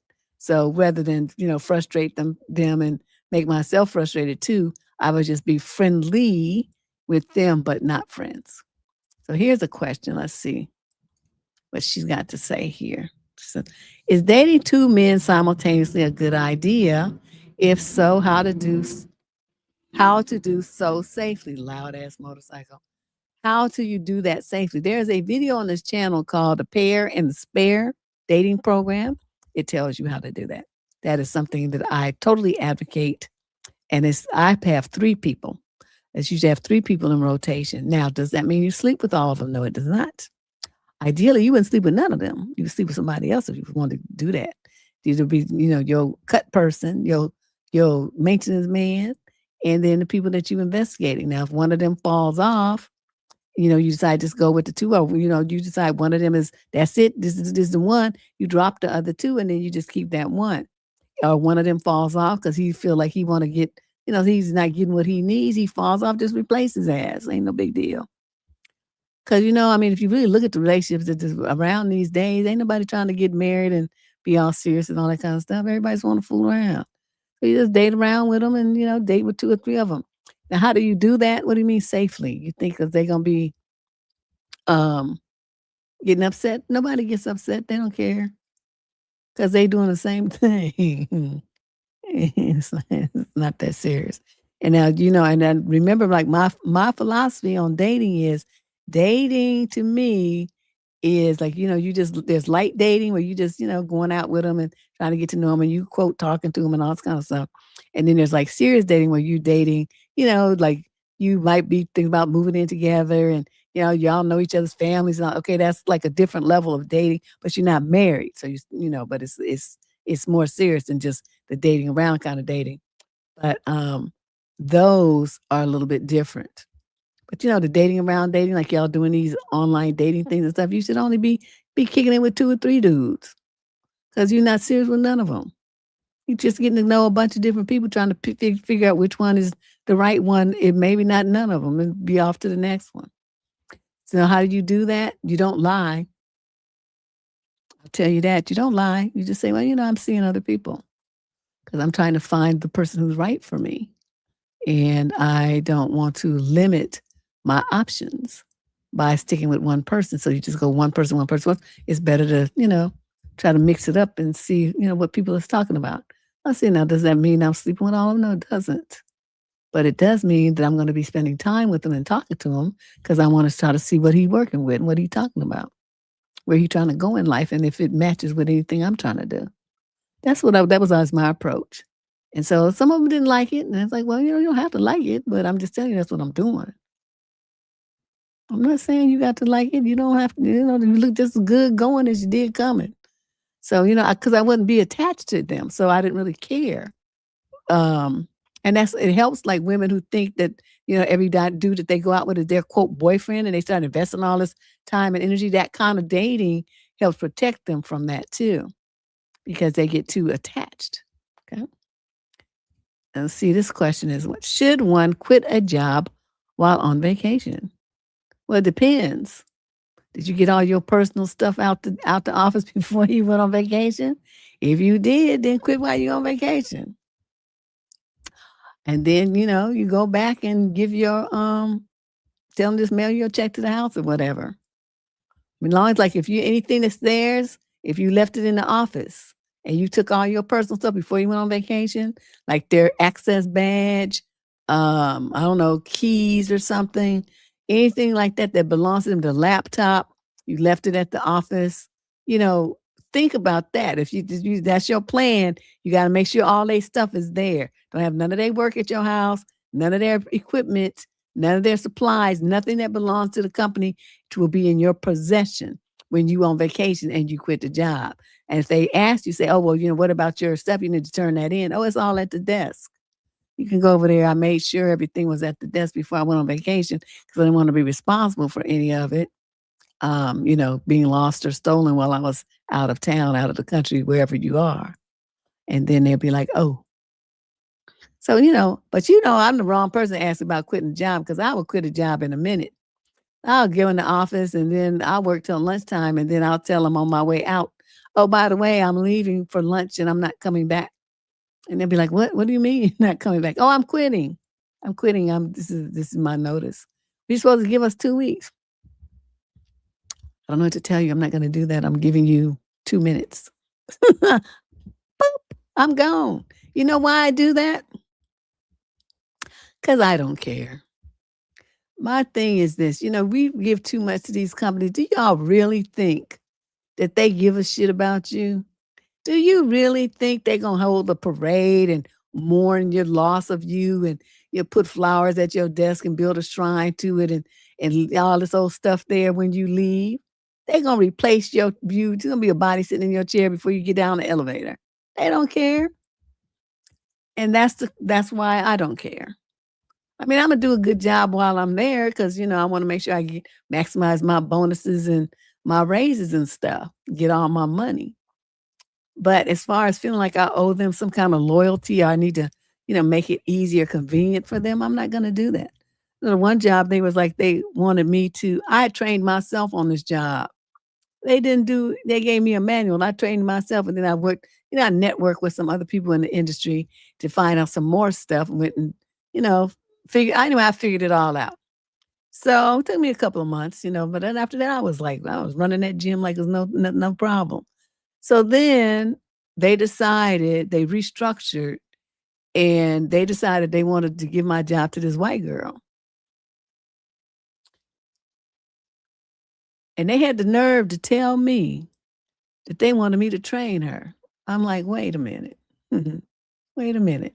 So you want me to move out the position. You don't want the black woman who's been doing a bang up job, increasing the numbers, doubling the revenue, all these kind of things I was doing, getting contracts with the businesses in there for corporate sponsorships to get their employees in. I thought of all kinds of stuff, doing all kinds of shit. So I was like, that revenue was singing, the gym was going. I started basketball league, all kind of stuff was going on, right? I did all that myself, me. But now that it's successful, they want to pass the baton to this white girl. I'm like, okay. I mean, I'm not saying you can't do that. I mean, it's your company. You know what I mean? I do what you do. I don't care. Like, was that? But don't think I didn't notice it. So then I said, well, no, I'm not going to do that. I'm not going to train her. She can figure it out just like I did. I left a very detailed manual that I created also for the staff here so she can learn from that. So what they did was they came in, it was my manager, the regional manager, and the HR manager. They came to the gym and they called me into the meeting, right? So they sit me down. I'm sitting on one of the physio balls and they're surrounding me, right? There's 3 of them. And I'm sitting there and they started reading me the riot act, telling me what I was going to do and how I was going to do it. And that if I didn't do it, it was going to be insubordination. What they didn't know was that I had already set myself up with a job somewhere else. And, you know, them people they offered more. It was like $10,000, $20,000. Anyway, it was not a huge amount, but it was, more money. And, just part-time work. I mean, it was like 30 hours a week. And they told me, so, they sitting me down in this little group and they tell me it's insubordination. And I said, well, I'm going to say this. I'm not doing it. And I don't really give a shit what you say. And I stood up and I went down the stairs because it was upstairs in the room, the spin room. I went down the stairs. I got my backpack. I got my purse. I threw that badge and them keys on the desk. And I walked out the door and I got in my car and I drove the fuck off. And that's how I do things. I could see the shit, the handwriting on the wall, because once they started stiffing around asking questions. I'm old. I know this stuff. So I knew what was up. I didn't have to wait for them to tell me. I already knew. So I started putting, I reached into my resource guide. I'm calling on my network. I'm saying, who needed somebody? I need a new job. I need to get up out of here. Oh, are you going to be free? I'm like, I sure am. Oh my God. Because, people knew what I had done at this little gym. So they're like, oh, yeah, well, we got a spot for you over here. So, I set that up. I was supposed to start. So I was going to be quitting anyway, but I was going, work another week or two. But I ended up leaving that day on the spot. And my staff who was still there, they couldn't wait to call me and say, girl, what happened when you was upstairs? So I told them and they was laughing. They said they came downstairs and they was all white people except my manager, he's Filipino. They said them people's faces was red as beets. They was hot as fish grease. They was angry at you. And she said, but they didn't understand who they was messing with. They thought you was going to be scared and they thought you were going to be crying and begging for your job and all that kind of stuff. I'm like, shit. They just really didn't even know who they was dealing with. But I don't really care. You must have a network. You must have a network. Get out the house, get offline. If they have any kind of networking events, the Chamber of Commerce kind of events, especially things that are in your field. Like if there's like conferences and showcases and, those kind of, events, go to them, bring hella business cards, have your electronic business card too, for people that like to do that scan thing. But, a lot of people want to go old school. So you have the paper ones too, and you deal that shit out like a card. If you had a folding kind of business cards, so it has a business card stuff and then it has a little bit of information about you on the inside, your social media contacts and stuff like that, or something, highlights of things that you've accomplished or whatever, you give those out. If you don't have that kind, just go get you some printed. And it has the business card information on the front, highlights of your skill sets of what you know, software, whatever your skills are on the inside. So when people open it up, it's, it's like a mini resume. So that when they hold on to that, if they have an opening, they'll know they can they'll remember your card because it's so different. That's what I had. And I had designed it myself. It wasn't fancy because, at the time I didn't really know design skills like I have now. But still, it was a concept I thought was a good idea. So that's what I designed for myself. And I used to take that around on my networking events and give that out. And you got to have a good network. So when you got a good network and you got,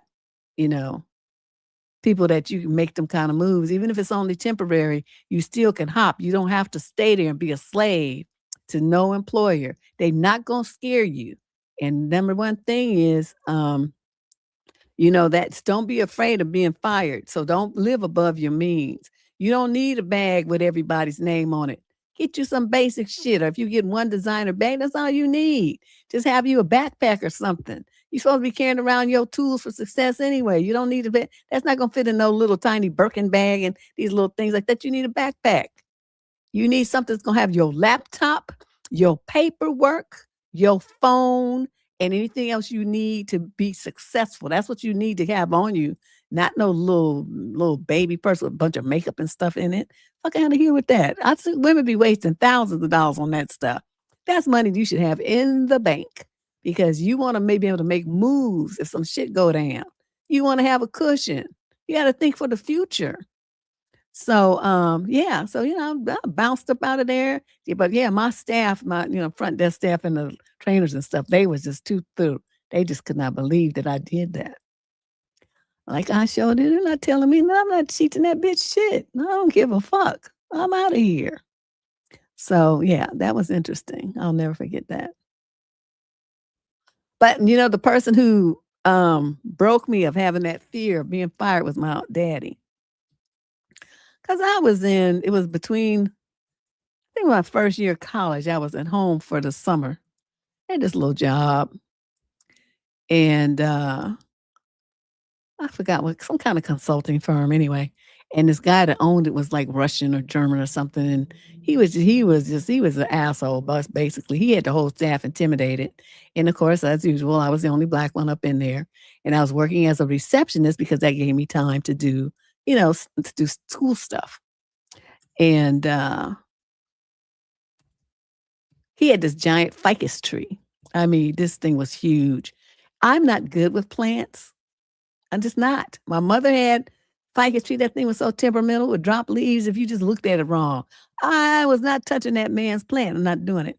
So he's telling me, well, that should want to be part of your job. I said, wait, what? I want you to take care of that plant. I said, no, I'm not doing that. I'm not doing that. Here I am, a sassy little 18, 19-year-old. He's like, yeah, then I want you to be part. I said, no, I wasn't hired to be a gardener. I'm not doing that. His face got so red. That man was so mad. And I was just looking at him because I'm like, I said no, and I meant no. And he said, you come in here, you're fired. I said, that's fine. Just give me my money and the check better not bounce, I said, with all this sass and bravado. That little hood rat coming out. I think my check better not bounce. So the office manager, her hands was shaking when she calculated my hours and she hand wrote my check because I wasn't leaving without my fucking money. I'm telling you that. And so I got my stuff, packed my books and stuff up. And she said, give me a minute. So I went in there and she's writing out my check and everything. And she says, no one has ever talked to him like that. I'm like, well, maybe y'all should start. I don't know who the fuck he think he is talking to me like that. I'm going to be digging no goddamn gardener, blah, blah, blah, blah. Because that's how I was, a little sassy thing. So I go down the stairs and, this was a long time ago, when I was young. They still had payphones. So I go to the payphone on the corner and I go and I call my daddy. But the second hey, kid, all cheery and shit, I turned into a 5-year-old and then I start bawling. And he's like, what happened? So I was trying to choke it out. I was telling him, he said, well, wait, did somebody hurt you? I said, no, daddy, no. And he's like, well, did they cuss you? Did they give you your money? I said, yeah, I got my check right here. So then he said, so you got fired? I said, yeah. He said, good. He told me good. And I remember this face I have, that's the face I had. Like, what? I'm thinking he gonna be, oh, my baby, you poor little thing, oh my God, he was like, good. And I was like, what? What do you mean good? And he told me it's good that you got fired because now you know what it feels like. You know what it feels like, and nobody can ever intimidate you or threaten you with firing you again because you know what it feels like, and you know you got your money, and you know you're gonna land on your feet. I had a job the next day that paid more money. Yeah, I think that was like on a Thursday, and so I would look for a job on Friday and started a new job on Monday or Tuesday. I mean, it was like seamless, and I got more money, and so I'll never forget that. That was like one of the best life lessons. So as I took that forward, I was never, ever afraid of being fired again. I was never afraid, never, didn't care, because I always knew I was going to land on my feet. I have too many job skills. I can do too many things. I can always make some money. I'm not stuck in one industry, one field. I'm like the Jill of all trades. I can do all kinds of stuff. And I'm gonna make me some money. I'm not gonna ever not survive. So, I just took that with it. And so any job that I went to after that, when they would get stupid, I would either quit, or if they're trying to say, well, you're gonna keep doing that and we're gonna fire you. I'm like, you don't have to fire me. I'm out of here. I'm not dealing with this bullshit. Crazy ass people. What's wrong with the I don't know who you think you talking to. And stuff like that. I just really just didn't give a shit. And it just gives you a whole different sense of freedom when you have that kind of belief in yourself. So you young people, it's great to go to school. It's great to get your degree and stuff like that. But you better know how to do something with your hands. You better have some other kind of job skills that you know outside of that one field. You can't be a one-trick pony. You have to be able to do a bunch of different stuff if you want to be able to survive. So, I've done so many different kind of things when I had my back up against the wall and needed some money, all kind of stuff that you would never even think that I would do. I mean, it wasn't illegal, but stuff that other people say, well, that's beneath me. Is that going to pay my bills? Is that going to put food in my stomach? I'm going to do it because I'm not tripping like that. I know this is temporary. Whatever is happening is just a temporary situation. It's just for right now. I'm going to be on the other side of this bullshit shortly. And that's how I always looked at things. What came as a challenge, I didn't let it bring me down. This is what's happening this moment. It's what's happening today, maybe this week, this month. But it's not forever. I'm going to get past this, and I'm going to be greater later. And that's been my philosophy in life. And so, yeah, my daddy, I will just never forget that shocked feeling. Somebody telling you it's good you got fired. I was like, wait, what? What you talking about, Willis? But yeah, that was really a trip. So anyway, anybody else have a question? Thank you for that. You got a question you want to ask me? If you want to call it in, that's the link that you click. Otherwise, you can just type it and I'll put it across the screen. I don't know what happened to your question, Ash. It just went into the no zone. It disappeared. At least your questions for Mark did show up really well. Girl, you better put that aside. You don't have to be friendly with them. You just have to be cordial. It's a business thing. They're not looking for you to be their best buddy and showing all your teeth and stuff. I mean, you got to, give them some kind of little half-ass smile. You can't just go in there mean mugging folks. But, oh, okay. I don't know what's going on. It must be a word that you're using that it doesn't like. There's something like this is a word that is editing out. That's what's going on. So look at this, see what is there some language you can change. I don't know what you're trying to ask, but that's most likely what it is. Yeah, I mean, I'm not friendly either. Beautiful me, prime. Believe it or not, I'm very much of an introvert.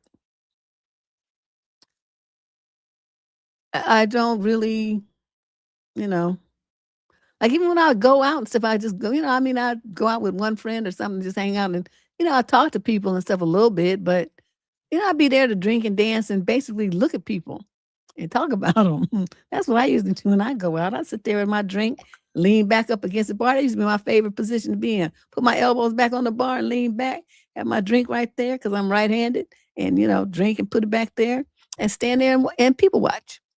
And look at, people, all the dudes trying to mac and the girls just doing their thing. I just like to people watch. That's how I used to do a lot of times. I'd go out by myself and I would do that. But you got to build a network, though. That will save your ass many, many times.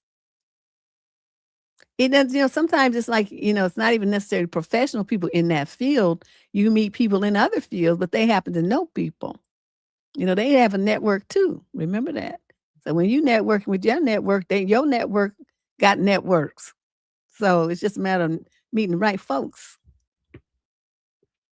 It's very helpful. So let's read and do another couple of questions while y'all try to figure out if you're going to call in or send me a question. So this little guy, he's 22 to 27 from Omaha. He said, some of the issue, I meant it when I said I'm not going nowhere unless you chip in for the gas. It's just how things have worked out in my group of friends for the last few years. I've always been the one driving everybody around to barbecues, to summer cottages, to trips out of town, and so on. I hardly drink, plus I'm the only one with a car. So it just sort of became the norm that whenever we needed to go somewhere, everybody looked to me. It didn't really bother me before. I had a decent, stable job. I had money, and gas wasn't really an issue. Sometimes someone would transfer money later, but sometimes they'd forget altogether, but it didn't really keep track.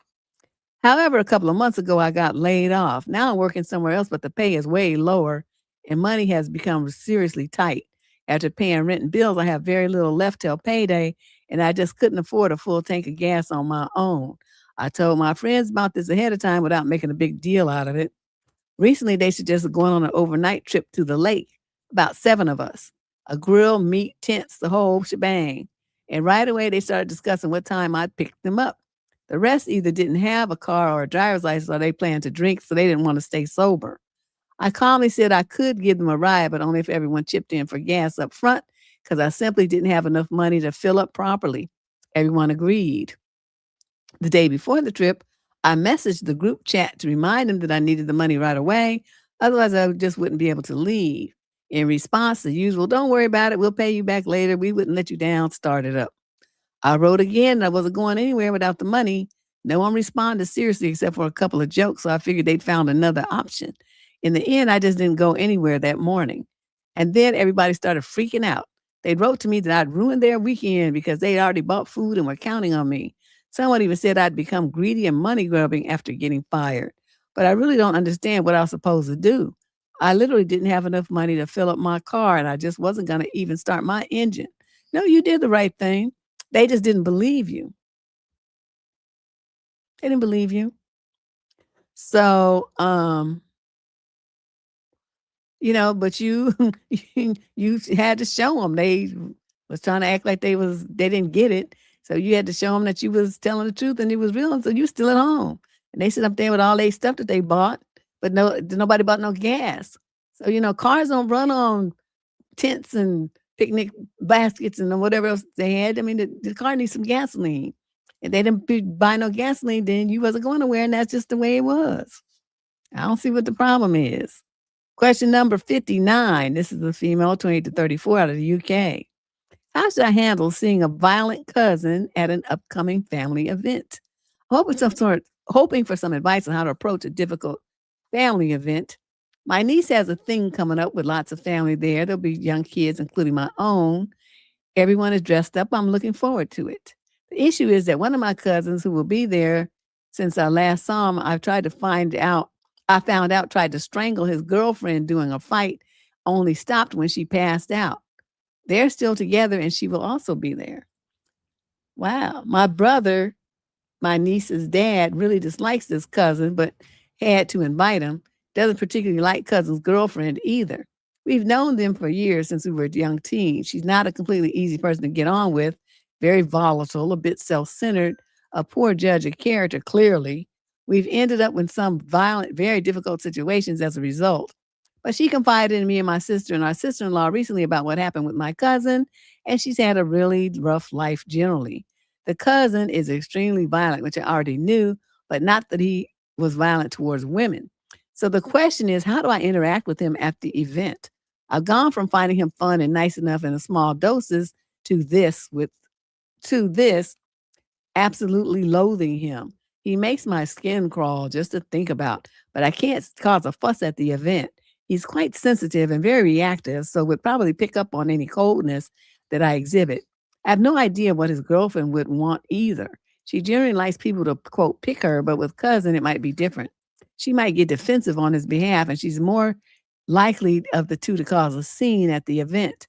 Another issue is my sister, who's a bit weak and enjoys attention from our cousin being in the center of the fun, i.e., drinking with him. I find this disgusting since she knows what he's done, but she'll get weepy if I even seem like I'm judging her. What's the right thing to do? Do I act as if I know nothing? Do I keep calm for my adorable little niece? Or do I stay cold and distant to my cousin? Do I follow his girlfriend's lead? Me and my cousin are the same age and used to be pretty close. So it'd be very obvious and weird if I didn't at least have a drink with him. It all sounds insane, I realize. Families, hey? I'm going to tell you this, it's none of your business. If he choked her out and her ass is still with him and going to be there all happy and, stuck next to him and stuff, and she forgave him, then why is it your problem? Why are you worrying about what some other man did with his wife, his girlfriend, whatever she is, and she ain't bothered about it? Now, he's never bothered anybody in your family, only her, right? That's the first time you heard about it? First situation that you know of. I mean, not to say that there hasn't been other, but if it wasn't anybody in your family, it was her. So if she chose to stay with him, that means that she's not as bothered about it as you are. I'm thinking you just looking for some shit to be tripping about and be writing somebody about, wasting my time. This is not even an issue for you. Just keep your kids away from him. If he's got a short fuse and he's going to be drinking, by the time he had a couple of drinks in him, I'd probably be, making my way to the door. Because the main part of the event will probably be first before all the drinking started. Like, I'm assuming like a graduation, because it's that time of year that she started having so the graduation would happen. So the drinking part would happen after. So you go there, you give her a present, y'all have a piece of cake or a little snack or something. Then you gather up your husband, you gather up your kids, and y'all deuce out. Oh, the kids are tired. We need to get them home and get them to bed. When you have little kids, you always have an excuse to avoid anything. I use that shit more of my daughter being in the car. Mommy, I'm not sleepy. Yes, you are. You're tired. We're going home. And then I let her, when we got home, she could stay up as long as she want to, but we was away from that situation. So that would do something like that if you're that concerned. But are you going to go in this situation acting all hoity-toity and judgy about some shit that don't even involve you? No, you're not. That's what's hard about these kind of abusive situations, because sometimes, the people feel more and more concerned about the abused woman than she is about herself. But you can't do that. Now, if she reaches out for help at some later date and you feel like helping her, then you do that. But I mean, right now she seems to be, they got over it, they talked it out, they went to a therapist. I mean, whatever they did, that couple has worked it out, the violence that happened in their relationship. So why is it your business? Why are you being so judgmental and asking all these what if scenarios and shit? You're not going to do nothing. You're going to go to the event. You're going to do just like I said. Just going to act normal. You have one drink with them, say, oh, I'm not going to drink too much because I have to deal with the kids when I get home. I don't want to be sloshed. So you have a little drink, like a little bit in a cup like that, like a third of a cup of wine or something like that. It's enough to toast and have a swig, and that's all you need. You don't need a whole jelly jar full of booze. So, just do it that way. Girl, you just making up you just extra. Question number 60. This male, 28 to 34 from the UK. Summer issue. I think she flirts with me even though she has a fiance. Oh boy. You don't want to mess with her, then you might end up in a body bag. I really need some advice about a situation at work. There's this woman that I got hired a couple of months ago. She is very attractive. We follow each other on Instagram. She has some bikini photos and some from the gym. And we started talking about her favorite travel locations in the gym, because gym is my main hobby. We talked about favorite exercises and nutrition. Anyway, when I looked a little closer at her Instagram account, I saw photos of her and some guy. I didn't notice at first because she has a lot of pictures, like more than 150. It turns out that he is her fiance. I backed off like any normal person would, but she started getting closer. She's constantly pressing her chest to my arm when we want to show each other something on the phone or looking at a file. A lot of times sitting close to me, even though there's plenty of space. For example, today there were like 10 empty seats in the conference room, but she sat right next to me. I was sitting on the chair and she wanted to show me some kind of phone accessory.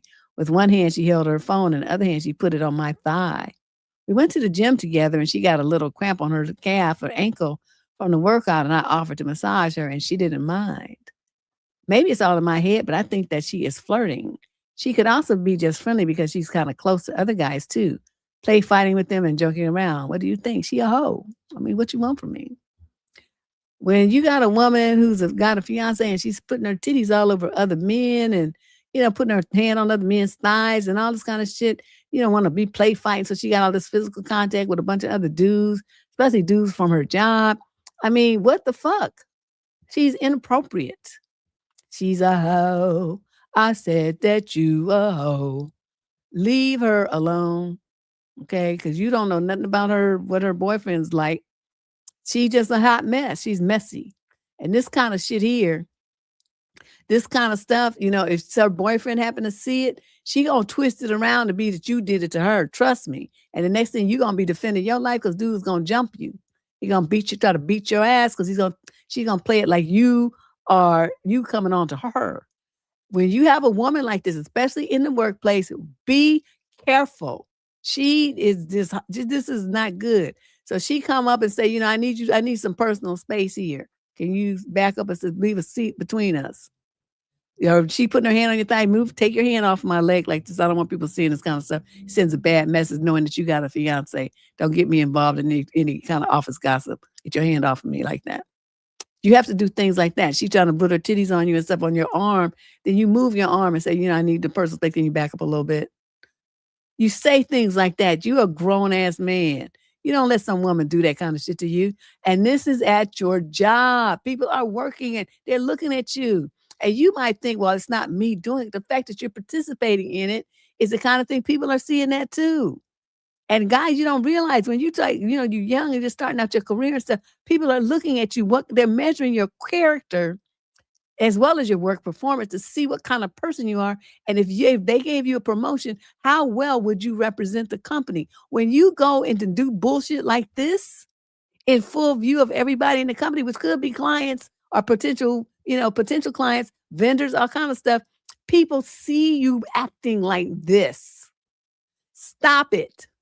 Get your shits together and understand what kind of trap you're setting up for yourself. You don't let people do this to you. Okay? You back her the fuck up off of you. And you don't need to be having all the one-on-one conversations with somebody else's fiance like that. Don't do that. If it's not a group conversation, then you have something else to do. You got business elsewhere in the office. You got a report due. You got some emails to send. You got something that you need to go get away from her. And you start doing that enough times, she'll get the message. But you watch yourself. You sound stupid. You don't even understand what's going on. Question number 61. This is a male, 22 to 27 from Arlington, Texas. So I have an issue. What is the healthy way to proceed when your date cancels plans? Hey, Deb, I recently matched with a guy through a dating apps, and we talked for a few days before eventually planning to go for a drink on Saturday evening. On Saturday morning, so this is another two dudes relationship. On Saturday morning, he texted me saying that something else had come up and that he wouldn't be available for the date that evening. Since he was already out having coffee, he suggested we go on a date afterwards instead. He tried to justify it by saying that he works a lot during the week and only has weekends available to see his friends. I felt disrespected and told him that the change of plans he suggested didn't work for me. He then said that we could do it another time. I feel like maybe I should have been more bothered.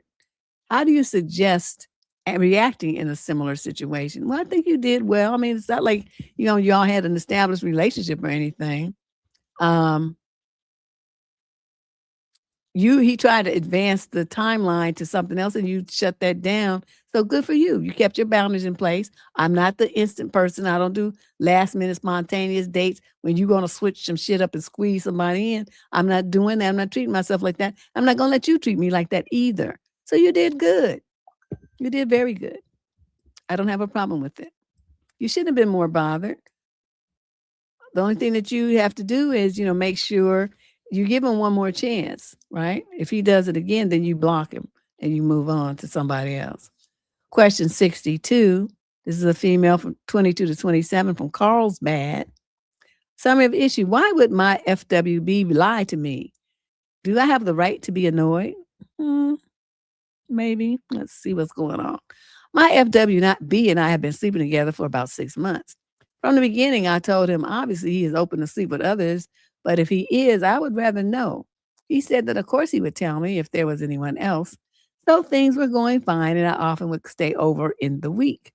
One particular day, I left as he was going out with some friends for the night, and then the next day I came back over. When I went into the bedroom, I couldn't help but notice some earrings on the side of the bed. I usually sleep on. I don't have any proof. My gut feeling told me that a girl had been there that night. I saw him that afternoon and we slept together. Oh. I asked him if that was the case and he straight up denied it. He said he had been cleaning his room that evening and found some old earrings and X left at his place and just put them on the side table. Although this could be true, I feel a bit like it is BS. The problem is I have no proof. Do you think I have a right to be annoyed? I just personally found 2 fat girls in one day, if this did happen, a bit too much and too close together. Also, if he is sleeping with others, why does he find it necessary to lie to me? Because why would he? Because if he tell you the truth and you know that he's seeing somebody else, you're going to cut him off. So the best way to do it is to lie so he could have you and her too. And whoever else is there. I mean, what man who's got a series of FWBs do you think would want to lose one of them? He got enough energy to be screwing 2 different bras in one day. Kudos for him. I'm not mad because he's not either one of you man. He is just somebody that you screwing. I mean, it's nice that he would tell you and that you said you want to know. And he said, but it's an FWB. You don't really owe each other any kind of explanation. There's no commitment there. It's nice if he did, like I said, but you don't have the right to be mad about it if you don't. Same on your side.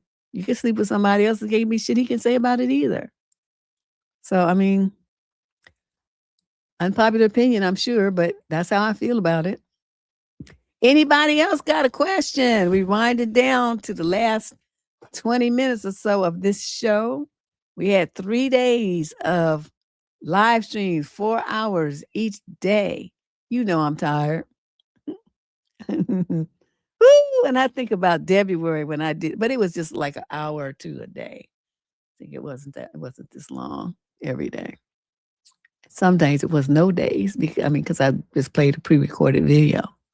So that was okay. I guess it worked out all right. But I still had to do the interview and edit the video to even get it online. So see, there was work before February. Those are the interviews I used to do in January and then edit and run them in February.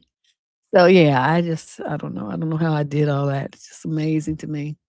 I had some kind of super duper Deborah Cooper energy that I don't have no more. All right. You guys, I suppose I should try to do some more of these questions, because I missed so many weeks of advice questions and had such a backup.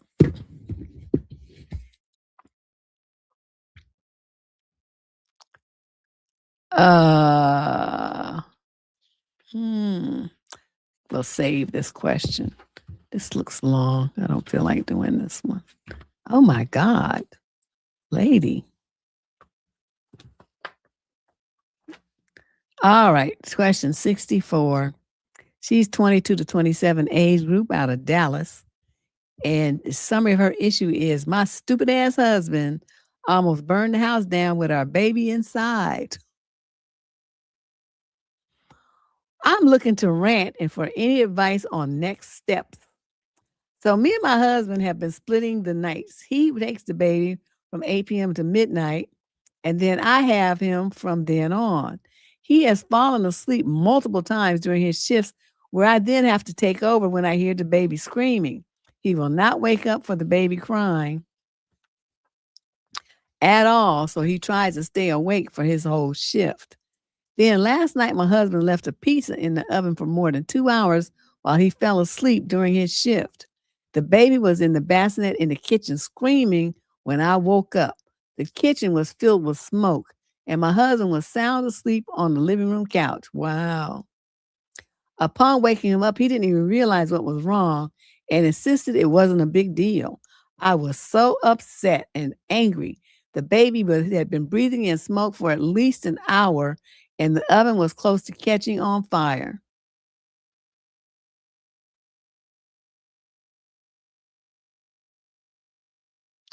The baby is fine after monitoring, and my husband says he understands the severity of what happened now.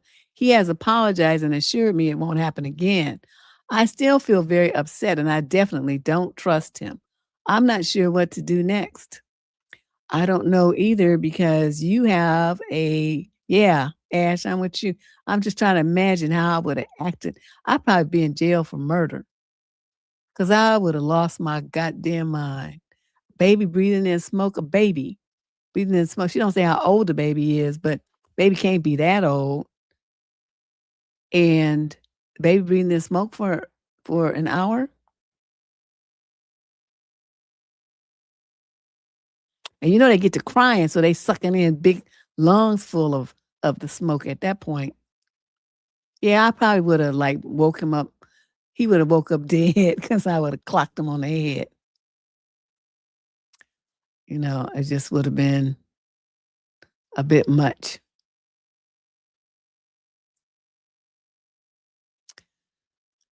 Well, Galaxy are us.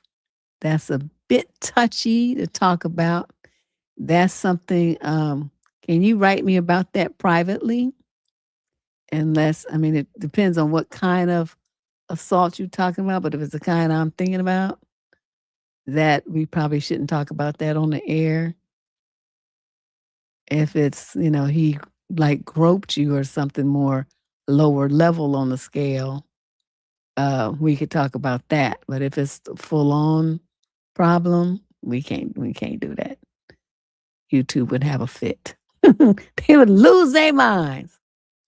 That's a bit heavy for the format of this show. But yeah, just write me. What's my email address? survivingdating@gmail.com. Just send it there. Okay.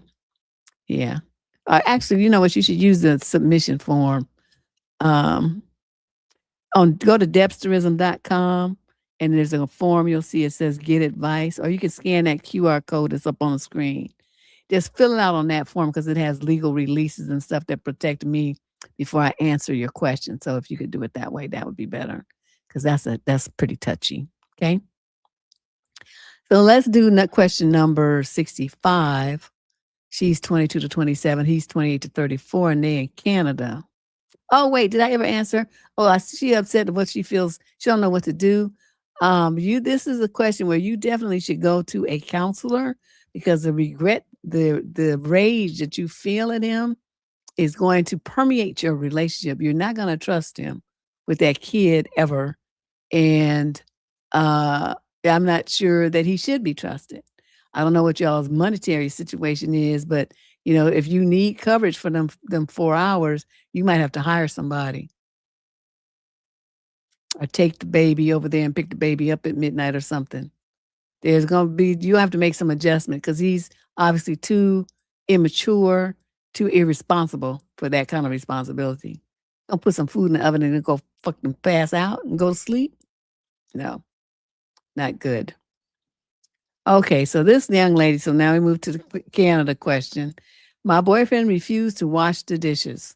So my boyfriend never washes dishes when I cook or even helps clean up after cooking. Honestly, I find it tiring to cook and wash dishes. Yeah, me too. He lets them pile up for a week and doesn't bother cleaning them until the dish becomes messed up. One time it lasted 3 weeks and eventually he cleaned them as he promised. Wow, what a slob. I told him this bothers me and always says he will wash them. I do wash my plates and cups, but he's always stay there. Lately, I've been frustrated with the amount of dishes staying there, including mine and his. So I purchased 100 paper plates, 40 wooden forks, and 150 plastic cups. He was visibly annoyed by it, saying that it was lazy and disgusting. I told him what I find disgusting is how you can constantly leave your plates in the sink, which can attract cockroaches and pests in the long term. I am sick and tired of seeing plates, especially when he promises to wash mine so he can show how grateful he is for the cooking. I told him that from now on, I won't be cooking or washing any dishes whatsoever. Now it's been 3 weeks of zero home cooked food, just takeaways, ready-made food, and ramen noodles. I guess we both won't budge on our principles. I think I might start making salads to be healthy at least. I feel really unhealthy. It feels like I'm living in a bachelor's house. So why are you putting up with this? Why don't you just break up with him? You couldn't possibly think that somebody like this is a good bet for a future husband and father. See, men don't understand how the shit that they do reflects on them. No woman would want to be married to you and you act like this. Women are then they looking for a partner, somebody gonna help pull the load. And it's not, and if you have kids, it's not just gonna be your dishes, it's gonna be the kids' dishes too. And babies, the baby bottles and shit like that. I mean, what in the world? You supposed to do all of that and have the baby, be pregnant, and carry the baby and do all the cooking and stuff too? See, I mean, then what do you need him for? They make themselves redundant and they don't even realize. Then when a woman says, I don't need you, motherfucker, then they get upset. But this is the kind of stuff that makes a woman not need you. You don't even pull your own weight. You make it harder for her. You make her make a burden of yourself. And then the women get sick of your ass and then they leave you. And they take the kids and then all you could do, oh, I only see my kid once a month in the weekend. Yeah, but you set that dynamic up. Because you didn't do what you were supposed to do. You need to step the fuck up and be a full-fledged partner. Carry your weight and do what you need to do like a grown man. So, girl, with you buying paper plates and all that kind of shit and then starving yourself and buying takeout and stuff like that, that's wasting money. And plus, it's less healthy anyway. I don't know what you're trying to do here. You need to go ahead and just get move out. Get your own place. Break up with him. Find your boyfriend who has more sense. This one is stupid. This don't even make no damn sense.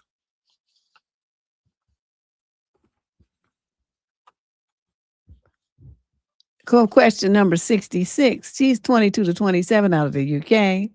My boyfriend got an apartment behind my back after living together for a year, and now I'm homeless. How do I go about the situation? Oh, damn, he's a savage. So my boyfriend and I, both 25, have been looking for a place to live together for about 3 months because my lease ends at the end of the month. We've been looking for nonstop, and I've been putting all the application costs because he didn't have a job until the end of last month. I knew that I was going to have to pay most of the bills, but I was okay with that because I wanted to support him while he was struggling with his minimum wage job. Anyways, he gets this job, and suddenly he starts acting cold and distant and not really like himself. He's more irritable, and he's not talkative. On Wednesday, I got a text from him saying a private landlord reached out to him and that we needed to talk. Mind you, I'm in the middle of a 14-hour shift, so I didn't really see this message until 1 a.m. I get home and he breaks the news that he went ahead and signed the lease and that I could stay with him, but I still have to look for my own place. I felt blindsided. He tells me it's not a breakup, but we need our own space. And that'll be healthy because we've become codependent. Naturally, I started freaking out and crying nonstop, saying I feel abandoned. And he keeps saying, if you are abandoning you, I wouldn't let you crash here while you look for your own place. And see, this is why we got to separate because I can't deal with your emotional outbursts. I feel used and discarded and wrong for feeling this way. I feel like we should have talked about this first. I don't know what to do. I'm about to be out of a place and be completely screwed. And before you ask, the only reason I'm still looking this late in the game is because he kept dragging his feet on application. So we end up getting denied. There's she's like, ooh, that's $50 down the drain. So, Deb, how do I handle the situation? Is this the beginning of the end? Do I suck it up and stay with him in his new apartment while I continue to look for a permanent place to live? I feel so lost right now. Well, you said that you got like some time, so just go rent a room somewhere. Not like you need a whole apartment. You're gonna just rent a room, put all your stuff. If you got a whole bunch of extra stuff, put shit in storage. Rent a room in somebody's house for temporarily. I mean, you might decide to stay there longer. And get yourself together, get your money together, get your mind right, and then move out if you want a whole apartment by yourself. But usually you just rent a room for somebody, you have a roommate, it's no big deal. If you're still dating him, you'll be over there with him sometimes anyway. But I'm not mad at him because I really don't think that living together thing is the way to go anyway. So I think he's doing you a favor. You just don't realize it yet. What I'm concerned about though is my mind is suspicious. This private landlord. Who is this private landlord? And how come he's so secretive about it? And why the landlord reach out only to him, this young dude? What's that all about? I had to be suspicious. Inquiring minds want to know what's up with that. That don't even sound right. It sounds sus as hell. But that's just me. So anyway, it's 6:48. So, I'm going to check out now a few minutes early because I'm exhausted. 3 days of 4-hour live streams, plus whatever I did beforehand, a sister wore out. Now, I don't know. I don't think I'll do a show on Sunday. So, but y'all see y'all one day next week for sure. But anyway, thank you everybody for participating in May Dayz. 3 days of 4-hour live streams, 3 days in a row. And we had some really great guests on, and Mark today was fabulous. And just, had 4 people on, and they were all really good. Yeah, thanks Ash for showing up every single day. Ash was here. Got a sister back every day. So, but I'll see y'all one day next week. All right.